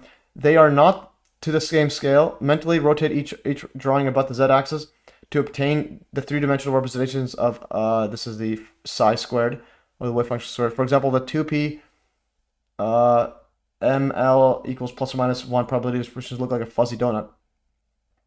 So this is 1s ml equals 0. What is this? It's just yeah, this is 0 ml equals 0. What does that mean? Just rotate it in the sphere. Cross sections of three-dimensional probability for quantum. Okay, this is cross sections of it, three-dimensional ones. What's the difference in this and this? Why are they this setup here? 2p. Okay. Oh no, this is 2p. They added a few other ones. Mentally rotate each drawing about the z-axis to obtain a 3. Okay, so then you'll get a donut here. If it rotates, you get a donut. This one here will get a ring on top. And this is 3p. Some other setup. Again, you have to rotate all these to get a weird looking shape. I mean, that's just a normal like donut-like shapes. This also they're 3D. So only the diagrams below have been reproduced from II-18. The captions and comments are added to correspond to the theory proposed here. Okay, so II-18 is the one from where's the II-18? This is this. Where's okay Malta? This one right here, atomic orbitals. But now he adds his own stuff here. So the diagrams they've been reproduced, and then the captions are added to correspond to the theory proposed here. So we have, this is I0, so this is basically the L equals 0. Is that L? I think it's an L. So there's 0 nodes there, just a giant line like that. S orbital is like this. Let's see what's going on here. Oh no, so this corresponds to the S orbital. So S orbital has 0 nodes, it's just a sphere there. So electrogen vibration with no nodal lines represent the S orbital. Yeah, so electrogen vibration with no nodal lines. So if you have vibration with no actual nodes, everything just a normal vibration. Yes, sir. I'll sure to come to meet you at least for the once. Okay, that's what that means. So maybe the positron since the antiparticle. Yeah, I know, but it's not a positron. No, but I'm saying a proton has a plus charge that's equal to the negative of the electron. A positron it's the same thing, but has a same mass as an electron. So it's not the positron, electron, and proton all have the exact same charge, absolute value of the charge. So you can even ask that right here. Ask Leo. Does an electron, positron, and proton all have the exact same absolute value of charge? Let's ask Leo. Let's see if it works. Did I ask it last time? I don't know if it worked last time. Okay, this is this one. Let's just load up. How long will it take? This is the using the AI. Hopefully it loads up faster. Otherwise you have to use Grok. Okay, we'll use Grok. Just do a quick search. See what the AI search on this says. No, they do not. Electron and positron have the same absolute value of charge. Opposite signs. Proton has a positive element. No, but that is the same. +1. Okay, no, they have the same absolute value of the charge. No, so it's correct. So yes, that's correct. No, electron and positron have the exact same value of charge, but the proton is slightly larger. Oh, okay, but the protons is slightly larger. That's cool. The minor difference arises from quantum electrodynamic corrections and is well measured, but the proton charge being 1.00619. So it's larger by 0.00001%. The positron as an electron particle mirrors it exactly. Okay, that's pretty cool. Okay, so that's pretty cool. So we're going to add this right here. So it's almost the same thing. Yeah, so it's almost the same thing. It's not the 100% the same thing. Okay, that's pretty cool. So but that's another thing. Yeah, probably because the slightly bigger mass has a bit more. But nonetheless, it's a bigger mass, but still nonetheless the charge is almost the exact same. It's almost the exact same. It's pretty cool.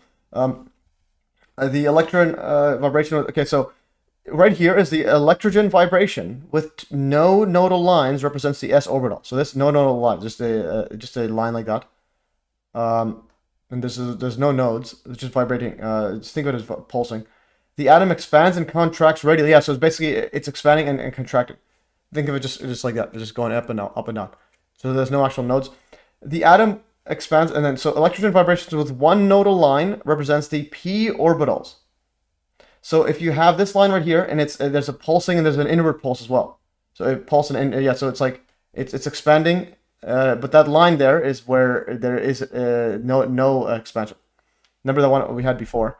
And that's the one over here. Let's go back here again. This is just to help you guys understand this. I think we had this one here. Might be this one. Yeah, this one right here. So one nodal line is like this. So here's one nodal line. Yeah, so this one right here. So this nodal line is basically not vibrating. I think that's why it's fixed. This one's going up and down through a tube, through a ring. See how it's going up and down through a ring? That's the kind of vibration there. It's up and down, up and down. Whereas the S1 is just a vertical pulsation. I mean, just a radial pulsation, inwards to outwards. And did they even have a 0 one? I think they had a 0 one earlier. Yeah, here's the 0 one. There is one nodal line for L equals 1. Yeah, let's go back here. So basically, this one's just pulsating. 0. There is. I'm gonna mute this just so I can see the pulsing. So here's pulsing, and then this one is up and down. Yeah, up and down through a line. That's the nodes. Okay, so we're like powering through, guys. All right. So electrogen vibrations, one nodal line represents the p orbitals. The atom expands and contracts along 3, and I think this is the same exact video he's using mine. Oh no, he's using the exact same video, is it? Might be the same video. Or just taking thumbnails from it. But anyways, that video is looks exactly like this. Anyways, electrogen vibrations with one nodal line represents the p orbitals. The atom expands and contracts along 3 particular directions. It can go up like that. It can go sideways, Yeah, I can go this sideways like that. Isn't it the same thing? This one and this one.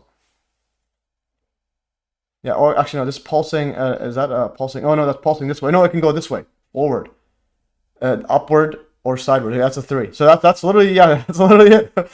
Okay. Points of greatest vibration. And this is the exact same one he showed before. This is literally the same thing. Okay, so we got the exact same, is it the same video? Like, are we watching the same thing? He has the exact same setup there. Where's the electron? No, that's the second video. He's using the exact same setup videos I just showed. I independently got to them. I did not try to get to them. Okay, this is the next one. Yeah, this one here. It's the same exact video. Yeah, there's a vibration. Yes, there's a vibration like that. The highest amplitude. Basically, think of it. What's going to be moving the most? Basically, it's measuring the vibration. That's the highest vibration. It's the most, and this is very little vibration because it's super far away. It's basically like a vertical line. Nothing is happening there. Okay. Is that the exact same video? Where did it go? Why is it disappearing there? Okay. This is the exact same video. I'm telling y'all. Yeah, this is literally the exact same video. What planet are we on? So the atom expands and contracts along 3 perpendicular directions, and then you forms this one. And that's literally the exact same setup here. There it is. It's exactly the same thing. And I think it is. He just Google it. All right. So detail of electrogen vibration resembling one of the p orbitals.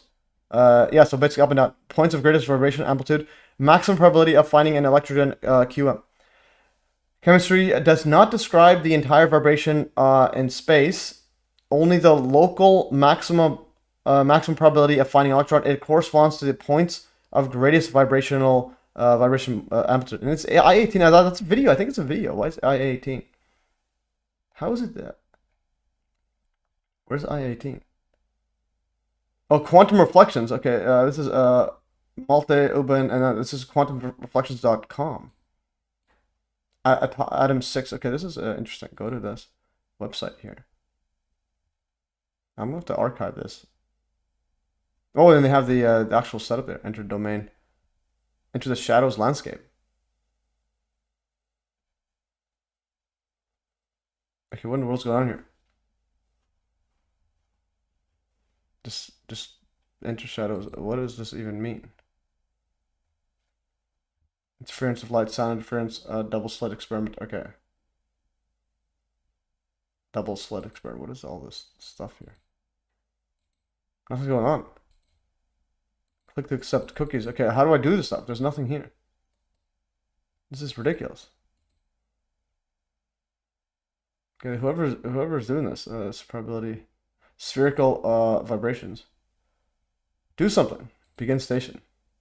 These guys should be arrested. Like, oh, give me the stuff. Okay, play. Do something. Okay, additional materials. Okay, so am I the only one that's unless it's blocked by ads? Let's go stop blocking stuff. Okay, please accept cookies. Okay, there it is. Okay, water waves. Physical media, dimensional vibrations. In this station are a fascinating and aesthetic. Oh, so this is the exact same. Yeah, this is the same. The website of the same thing. Okay, so that's it. I'm gonna. Yeah, this is the exact same setup here. Okay, so this website, and then somehow changed to a different thing, is literally the YouTube channel. So we are literally on the same page. Okay, quantum reflection goes here. Okay, quantum reflection automatically goes to here. Okay, so what I'm gonna do is copy it. But this is great stuff. Okay, I can't believe we found this. So quantum reflections goes here. It automatically converts to quantum reflections in like German or something. And we can do a quick setup here. Quantum translate. This is gonna be German.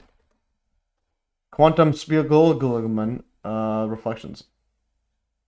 Specular examination. This is German. Reflection. There it is. All right. Mirage. Okay, so we're this is definitely good stuff here. Or let's go back to that thingy actually. Whoops. I'll close this. Okay, hydrogen, close this. We're pretty much, yeah, and this one here, if I go to Dutch, English, where's the English one? English. Okay, there it is. So Dutch, oh no, that's Deutsch, that's German. Insert in DC square, it has donut-like cloud because orbital along Zx is too large due to Z's current density of orbital along X, and Y is too small to look like small. Anyways, yeah, epic stuff, guys. Okay, so we're powering through. This is I did not realize this is so like somewhere. Okay, anyways, so that's the thing. So detailed electrogen vibration resembling one of the p orbitals, and yeah, so that's pretty cool. So chemistry, and they also said that as well. Chemistry does not describe the entire vibration in space, but only the local location of maximum probability of finding an electron. It corresponds to the points of greatest vibration amplitude.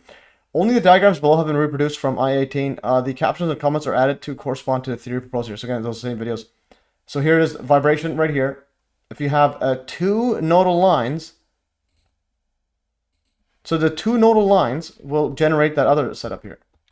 So this kind of vibration going up. This was one nodal line. Now there's two, and you get this mumbo jumbo. So yeah, so it's bouncing up, but now there's these nodes on here, from here and here, here and here and here. Be like that, but then you do a cross section like that somehow. And that's this part right here. So II 2, where's the 2 one? Yeah, this is the 2 one. Yeah, so this and that line across here is in 3D you'll get a node. If you draw a line straight across here and make it in 3D, you're gonna get a node straight from here to here. That's why you get this X. So that's pretty cool. So basically, you fix these two and they vibrate, and again, standing waves like that. And this person says, what happens when you add water memory structure to your quantum equation? Water memory, yeah, that's pretty cool. Yeah, that one I need to see a bit more on that. What happens when you add water memory structure? Yeah, so those are things a bit after. Definitely have to throw that in there somehow. It could be just standing waves imprinted and so on. There are nodal planes in 3D. Yeah, definitely. Okay, yeah, I understand. Okay, Fractal Woman's back, guys. Okay, this is epic stuff. So this website is literally that same exact video, and I cannot believe that the same video that we were watching earlier is the one that Ionel Dinu had, and I had no idea. Anyways, so detailed electrogen vibration resembling one of the d orbitals. The atom expands and contracts along one direction and in a plane perpendicular to that direction. Yeah, so basically expands like this and this way here. That's pretty cool. Let's see, yeah, and that's this shape, this video. Where's that second line? It goes like this. Oh yeah, so it would expand and then also outwards as well. Inwards and outwards. And this is I want us to get to that part right here. So yeah, this one here. Expand up and side. Expand up and side. Expand up and side. Yeah, so this donut. Okay, that's pretty cool. We're probably getting electrons as 0.0000. Yeah, something like that. Anyways, yeah, on the basically on the nodes there, and this node will be drawn in 3D in X there. All right, so that's pretty cool. So that's this part right here. So the now here's one left picture summary of the atomic vibrations showing the electrogen displacement in white. And nodal lines in red. So there's the white, that's the electrogen, those are nodal lines. Those are the ones that basically are fixed, and then the vibration is going through them. Red picture summary of the atomic orbitals showing the location of maximum probability of finding an electron as used in the quantum mechanical QM theory of today. Yeah, this is it. Okay, so the new theory I5 IV, this is 4 IV. The new theory explaining the laws of electrostatics by molecular vibration. This one, yeah, hopefully we'll see how much we can power through here. But again, this guy's got infinite info. And again, a lot of this, he also got it from Fractal Woman as well. So, so returning to the problem of the laws of electrostatics, we have seen in IV1 that for objects of the same size and vibrating with the same frequency, attractions or repulsions occur between them, depending on the vibrations being in opposite phase or in the same phase, respectively. Okay, so Fractal One, it's cool that Ionel and I are working on the same thing, electron orbitals, at the same time. We didn't coordinate, and yeah, and the fact that I somehow I'm in the middle of both somehow. That's pretty cool. Yeah, so yeah, we didn't, none of us coordinated this. But again, this is the fractal universe setup. If one person's thinking about fractals, everyone is. So think about, if someone was thinking about vibrational frequencies and atomic orbitals, everybody is. So keep at it. Yeah, and what's interesting is in some ways I kind of view that Mr. X, Clown X guy, he's like the Bizarro World view version of Ionel Dinu. So Ionel Dinu is the good guy trying to get a patent for his anti-gravity device, and the other guy is the bad guy trying to copyright anybody trying to step on his money-making scam. Ma'am, names vibe like badass 1980s boss. Okay, yeah. Anyways, Okay, so anyways, returning to the problem of electrostatics, we have seen in IV1 that for objects of the same size and vibrating with the same frequency, attractions or repulsions occur between them depending on the vibrations being in opposite phase or in the same phase. So that's something I want to see. And this tells us that in the way it tells us that the way in which an object vibrates with respect to another is fundamental for determining their mutual electrostatic behavior. The figures below are reproduced from page 13 of IV1. So this is IV1 fundamentals of a theory of ether, and this is the part I want to just if I can see a physical demonstration of this, because he has he shows the fluid dynamics like model of this, where if you have something vibrating, this is a different wavelengths, but if they're in phase they repel, out of phase they attract, I assume. So it is observed that these surfaces called membranes attract one another. No, this is attracting. Yeah, there's out of phase. This one's going to the left. This one's going to the right. This is going to the left. These attract to each other. The membranes vibrate towards and away from each other in opposite directions, and therefore they should be considered as vibrating in opposite phase. Membranes vibrating in opposite phase attract one another, which is consistent with the laws of electrostatics. Unlike charges attract. And this one here, these are like charges. These are both going like this way. So so if this one's pushing, basically think of it this way. This is pushing this way. So then, and this one's pushing to the left. I'm just trying to think how those would be repelling. This is repulsion. This is attraction. These are coming towards each other. I want to see that. It is observed that these surfaces called membranes repel one another. Both membranes vibrate to the right and left at the same time, i.e. in the same directions, and therefore they should be considered as vibrating in the same phase. Membranes vibrating in the same phase repel one another, which is consistent with the laws of electrostatics, like charges repel. I want to see if there's a physical one with water or something. And this is I'm gonna go to Ionel Dinu. Let's go right here. Ionel Dinu fundamentals. Let's go back here. Teacher right here. Ma'am, are you also the teacher like a sir? Okay, let me know what's going on. Yeah, this guy. Not sure where this guy's at, but you're on another level. You're on another level. Sorry. Okay, I'm gonna go back here. This one here, full text. So, is there an actual, this is the vibration one, where it goes here, fundamentals. I'm gonna download this. Again, there's a lot of stuff. Again, he's gotta put these on the Hive blockchain, peeps. So, vibrating, and then they, I think he did a fluid dynamic setup there. Is there one that just vibrates and attraction?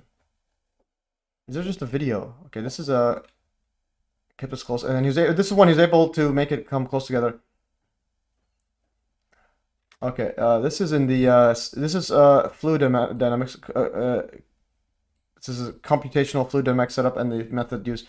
So if you vibrate like this in opposite phase, they attract, and then this is literally attraction. Okay, I'm pretty sure this is right. I just want to see the physical demonstration, because the computer models and all that, yeah, they're cool, but I want to see someone doing it in water. Okay, and even if I have the one that has to be doing this, copy this.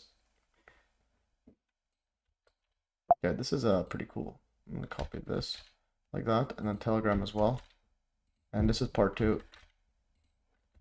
All right. And I'm gonna go. See the vibrating plates attract in water. Okay, in water. YouTube is just the worst. Like, why? What kind of search engine is this? Like just vibrating plates attract in water physics. Okay, just please something like it. Just this one is just set up here. Okay, here's some code I wrote to show the nodal plane of 2 spherical vibrating. Oh, you just deleted. Okay, anyways, we got some auto deleting. No worries.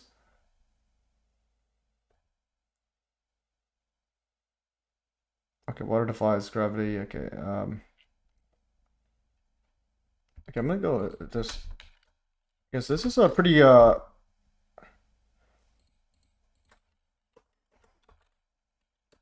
vibration of. Guys, this is something I put it back. Yeah, no worries.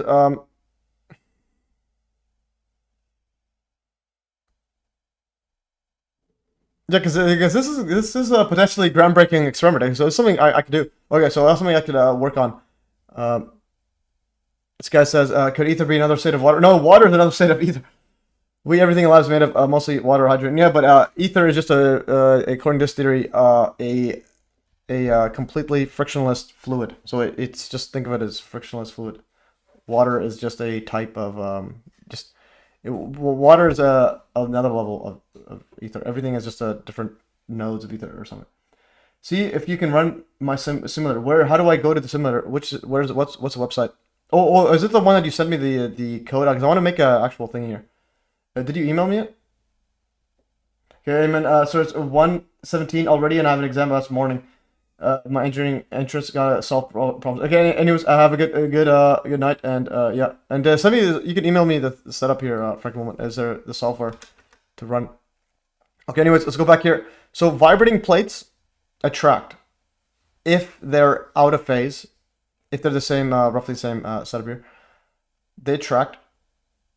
And then if they're in phase, if this is both going left, they can go. Link in the chat. Oh no, the links don't. Okay, they don't show unless you're a moderator. I'll make you a moderator. Standard moderator. Okay. Whoops. That's standard moderator. Okay, so you are a moderator now. Add that link now. Okay, there it is. Okay. No, I can only see the chat only for moderators. So that's why only links are only for moderators. Because you're a moderator now. So don't do stuff. Okay, so here is the setup here.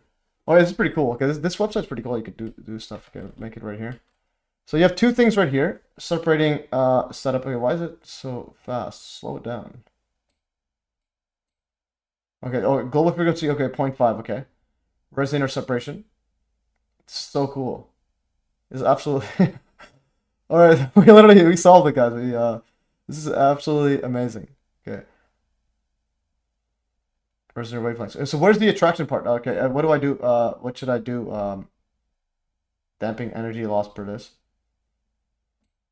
Resonator distance. So cool. I'm gonna just refresh. Okay, get the global frequency, high frequency. I mean, bigger. Why would it change? Global frequency change. This is absolutely amazing. This is literally straight up magic. Okay, I'm gonna go. Okay, I'm gonna copy this right here. Yeah, I'll send you guys. This link is here in Rumble. Okay, electrified structural water and colloidal silver. Interesting. Yeah. So this is. I thought I posted this already. Okay, just okay, I'm gonna. When there's a nodal plane between the two, there would be an attraction. Oh, a nodal plane. Okay. I'm gonna write this down. This is Fractal been dropping some knowledge on us. Okay, and then where's that? This right here, 2 resonators. I'm gonna just take some screenshots of this. This is I'm gonna take a screenshot like this. It's just so I have it for future reference. This is some bombshell stuff, guys. Like, am I the only one that's realized this is bombshell? Am I?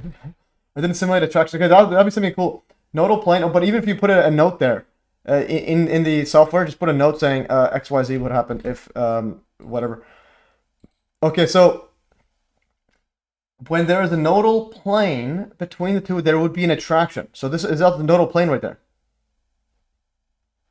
There would be an attraction if there's a nodal plane. Let's go back to this resonator. Okay, and then resonator wavelength. A 1. Oh, so this is, they're not in resonance 43. Okay. So now it's in sync. I'm gonna separate the distance. Damping resonator. Where's the distance? I think wavelength to global separation difference. Okay, make this like this. So right now, those aren't nodes. Then what's in between? What's a and if there's a way to slow it down. It's a bit too fast. I just want to see. Resonator, what's resonator 2 phase? Oh, there's a different phase. Okay. 3.14. Just make it pi. And if there's a way to just type numbers. So I'll move. Okay, 3.14. Damping energy loss per that. Okay, zero damping. Okay, zero damp has, yeah, because this is pretty cool. So this is 100% damping. They did that. This is so utterly cool. We literally have the Matrix here, guys. We're in the Matrix. Okay, we're already taking over the game. Nodal plane equals destructive interference. And it happens when they're 180 degrees out of phase with each other. 180 degrees. Okay. Slow down. Razor. Just make it like this. Wavelength. Okay. So the question is, what is the nodal plane's gonna be down there? Yeah, this is pretty cool stuff. Global frequency. Oh man, my eyes are like blinding. Okay. Anyways, I almost got Yeah. Okay. So that's epic stuff here. I gotta wrap my head around that, but that's absolutely amazing. I like how you made this setup there. Also, if you could put these things to the left somewhere, or I could see them both. But yeah, but that's pretty cool. And also, this is also a website. This thing is pretty cool. This editor thingy is actually quite amazing. All right. Anyways, okay. Yeah. So yeah, and I believe this is right. Well, he has the computational fluid dynamics shown here. So basically, here these things are like colliding together, and this one here, you can see there's a big repulsion there. So the actual molecules are moving away. So restart app to see the nodal plane. Okay, let's go back to the restart app nodal plane. Yeah, so that's the beginning one. That's the nodal plane. So that's an attraction of this nodal plane. Yeah, that's pretty cool. Okay, and then I just want to make this okay, slow down. Yeah, that's pretty fascinating. Okay, but I want to see an actual I just want to see a physical demonstration. Just two vibrating plates in water, and then how do you get them vibrating? Put a battery in one or something. Okay, let's go back here. Okay, we have 5 minutes, guys. We'll read up to we'll just read up to wherever. Oh, and I'll go over there. We'll see how much more we can read. And so repulsions and attractions differ considerably in their probability of occurrence. The former happen with very restrictive conditions. So repulsions and attractions differ considerably in their probability of occurrence.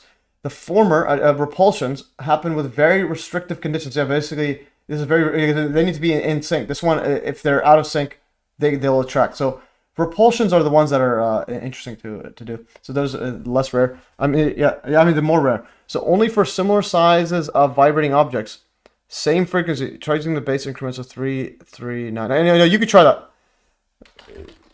Try it. And this guy's saying on Rumble, he's like, try using the base increments of 3, 3.3, etc. 9. No, you could try it and let me know. Let me know what happens. We'll do it next time, but that's something to wrap my head around. Yeah, that's pretty cool. So nodal lines equals attraction, and that could be viewed as kind of like this giant. Yeah, that's right. There's a nodal line right here. There's a nodal line there. There's no nodal line here. Yeah. So there's no nodal line there. Nodal line there. Attraction. Okay. Let's go back here. So repulsions and attractions differ considerably in their probability of occurrence. The former happen with very restrictive conditions only for similar sizes of vibrating objects, same frequency of vibration, same or close phases of vibration. The latter happen in more varied circumstances, different sizes of objects, different frequencies, any phases. But the phases must be opposite if sizes and frequencies are the same. Yes, if the exact same, if you have the same size frequency, you're gonna have to change the phase. In other words, which one occurs first. The phase is basically which one is occurring first. So this is opposite phase, and this is same phase. This is repulsion. So you're gonna have the same. But the phases must be opposite if sizes are the same. We arrive therefore at the important conclusion that, statistically speaking, attractions are encountered in more situations than repulsions, a fact which is supported by experience and by the historical fact discussed in section 2 that electrostatic repulsions were studied long after electrostatic attractions. Again, I was like 2,000 years or something, or 1,700 years. The attractions can be explained by the different sizes of molecules and the different frequencies of their vibration, leading to attractive forces mediated by the ether. Repulsions were initially discovered to take place between a pair of identical objects, such as two glass rods, rubbed with a pair of identical materials, such as two pieces of silk, and can be explained by the identical size of vibration of vibrating molecules whose phases of vibrations are initially not correlated, but become correlated through a key mechanism proposed here for the first time. So there it is. Yeah, and basically approaching two energy charged objects to one another leads to an increasingly stronger coupling through the ether between the vibrating molecules of the two objects, which causes the vibration of the molecules on the two objects to become interlocked, synchronized, and occur in the same phase, resulting in mechanical forces of repulsion between the two objects. Okay, this is it for the first time here. Yeah, but correlated through a key mechanism proposed for the first time in this paper, approaching two energy charged objects, basically rubbing things together. Rubbing two energy object. It's a bad wording. Energy charged objects to one another leads to an increasingly stronger coupling through the ether between the vibrating molecules of the two objects, which causes the vibrations of the molecules on the two objects to become interlocked, synchronized, and occur in the same phase, resulting in two mechanical forces of repulsion, such as rubbing two identical glass rods with a pair of two identical pieces of silk. You can get repulsion. The phenomenon outlined above is called phase synchronization of coupled oscillators and is similar to the ones encountered in coupled macroscopic oscillators, such as the synchronization between two pendulum clocks first observed by Huygens IV2, or the amazing phase synchronization that occurs between two IV3 or multiple IV4. This one, these references here, metronomes. Occurs between two or multiple metronomes coupled by sharing the same support. And here's some YouTube videos and so on. So the pictures below are from IV3-2. So if you go to I like how he set this up. So IV3, and then 2 synchronization of, and I put these together. I put them right where you reference them, first reference them. In the paper, he puts them at the footer. But I like doing this setup right wherever you put it. There's a thing. Okay, and IV2 is this one right here, is a YouTube video. And this is the pictures below are from IV3-2, where it can be seen that metronomes in black initially oscillated in opposite phases end up oscillating in the same phase due to the strong coupling between them caused by the transmission of oscillations through their common support, the white board. So this one, they vibrate different, they're going to vibrate initially the same. This is on water. Okay, in electrostatic interaction, the two metronomes observed represent two molecules on similarly charged objects. Two molecules on similarly charged. The molecules have similar sizes and the same quantity of electrogen, therefore will vibrate at the same natural frequency. Their approachment cause a strong coupling through the ether that transmits their to and fro motions, and they'll end up vibrating in the same phase and therefore end up repelling one another, irrespective of their initial phases of oscillation. It doesn't matter with the initial ones, because you're basically shaking them up, and they're with the same exact setup. And then the ether is basically coupling them as the same. That is, even if their initial phases of oscillation are opposite, they're going to eventually become synchronized. So here's metronomes.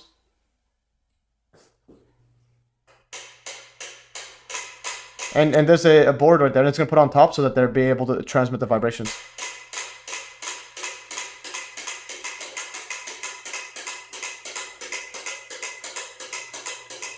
And also vibrations vibrating at the bottom.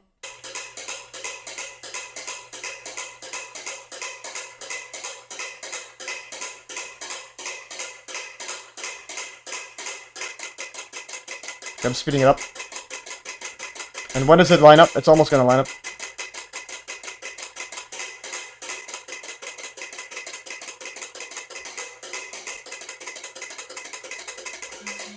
No, it's lining up. You see it? It's lining up. It's almost perfectly sync. Yeah, it's perfectly in sync now. Holy! It's like a music when I do the double speed.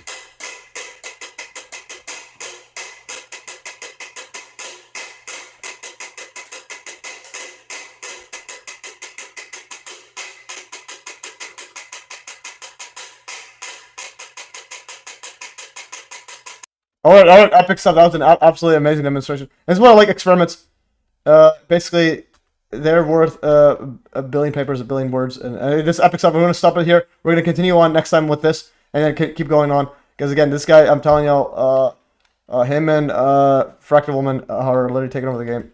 Like I think one thing I'm good at is I have a strong intuition. I can tell right away if something is XYZ, and then just putting it together after. So anyways, he's taking over the game. Alright guys, that's all for today. Here's the metronome video. Is pretty cool. And yeah, that's truly amazing. I'm putting that in my back pocket. Yeah, definitely. Yeah, so that's yeah, metronomes. I've heard about those before. But again, I'll have it in my back pocket for years, and now this guy put it together. And yes, epic stuff here. And yeah, so we'll continue on this. And again, there's a reason why. If you see my MES Math Q&A, yeah, also yeah, Laurie, if you've been following these. The past few ones literally just been on Ionel Dinu's paper. You can tell right away if someone's So if you see the past, starting in 2 weeks ago in last year, I think it was like Christmas or something, or New Year, Christmas Eve or something. So Ionel Dinu, 41, 49, 50, 51, 52, and I was all basically going over this paper right here, and again, I had to make it on the Hive blockchain so that it will be much easier to share, and also made $5. We'll have $2.50. But anyways, epic stuff there. And I think I want to do one more thing. I'm gonna go to your fractal woman. Yeah, so we're pretty much done, guys. And also, here's the paper for those in the chat. Oh, I have Sparko, Gary Jackson in the show. Epic stuff. And then there's the paper. Yeah, I'm gonna go right here. Let's see how much money. When was this? Oh, 9 days ago. So we can claim your first amount of money. How much you made. I'm gonna go switch over it quickly. I'm gonna switch wallets. Switch users. I'm gonna switch to fractal woman because I have your wallet there. Let's claim. Okay, so you made, how much is your account worth now? Your account is worth, okay, it hasn't refreshed. Well, I just claimed though. Anyways, it should show up. Okay, you have 45 cents. Okay, your account's worth 45 cents. You already made 0.225 HBD. And what you can do is you could stake this, stake it all, and now you can earn 15% APY, 15% interest per year. So you can literally earn 15% more than any bank ever, and this is USD global. Like you can literally anywhere in the world you can earn USD, and then you could stake it for 15%. And if stake it, it just takes 3 days to unlock. So you can unstake, takes 3 days, and then it's absolutely ridiculous. No KYC, nothing, no bank to stop you, and you can do anything you want. Yeah, you're rich. Anyways, that's pretty cool. Think about that. It's the Hive blockchain. What I just showed you is the easiest way to make money on the internet. Like the easiest way to make money on the internet has ever created. There's no other easier way than that. And no KYC, nothing, and there's no like banks to freeze your account and do anything. Anyways, that's, guys, that's epic stuff. We're taking over the game, and we had again famous people here. Even Gary Jackson. Thanks for putting the DJW books everywhere. Anyways, that's all for today, and we'll continue on with the Ionel Dinu next week until we solve this jazz. Anyways, that's all for today, guys. Thanks for joining.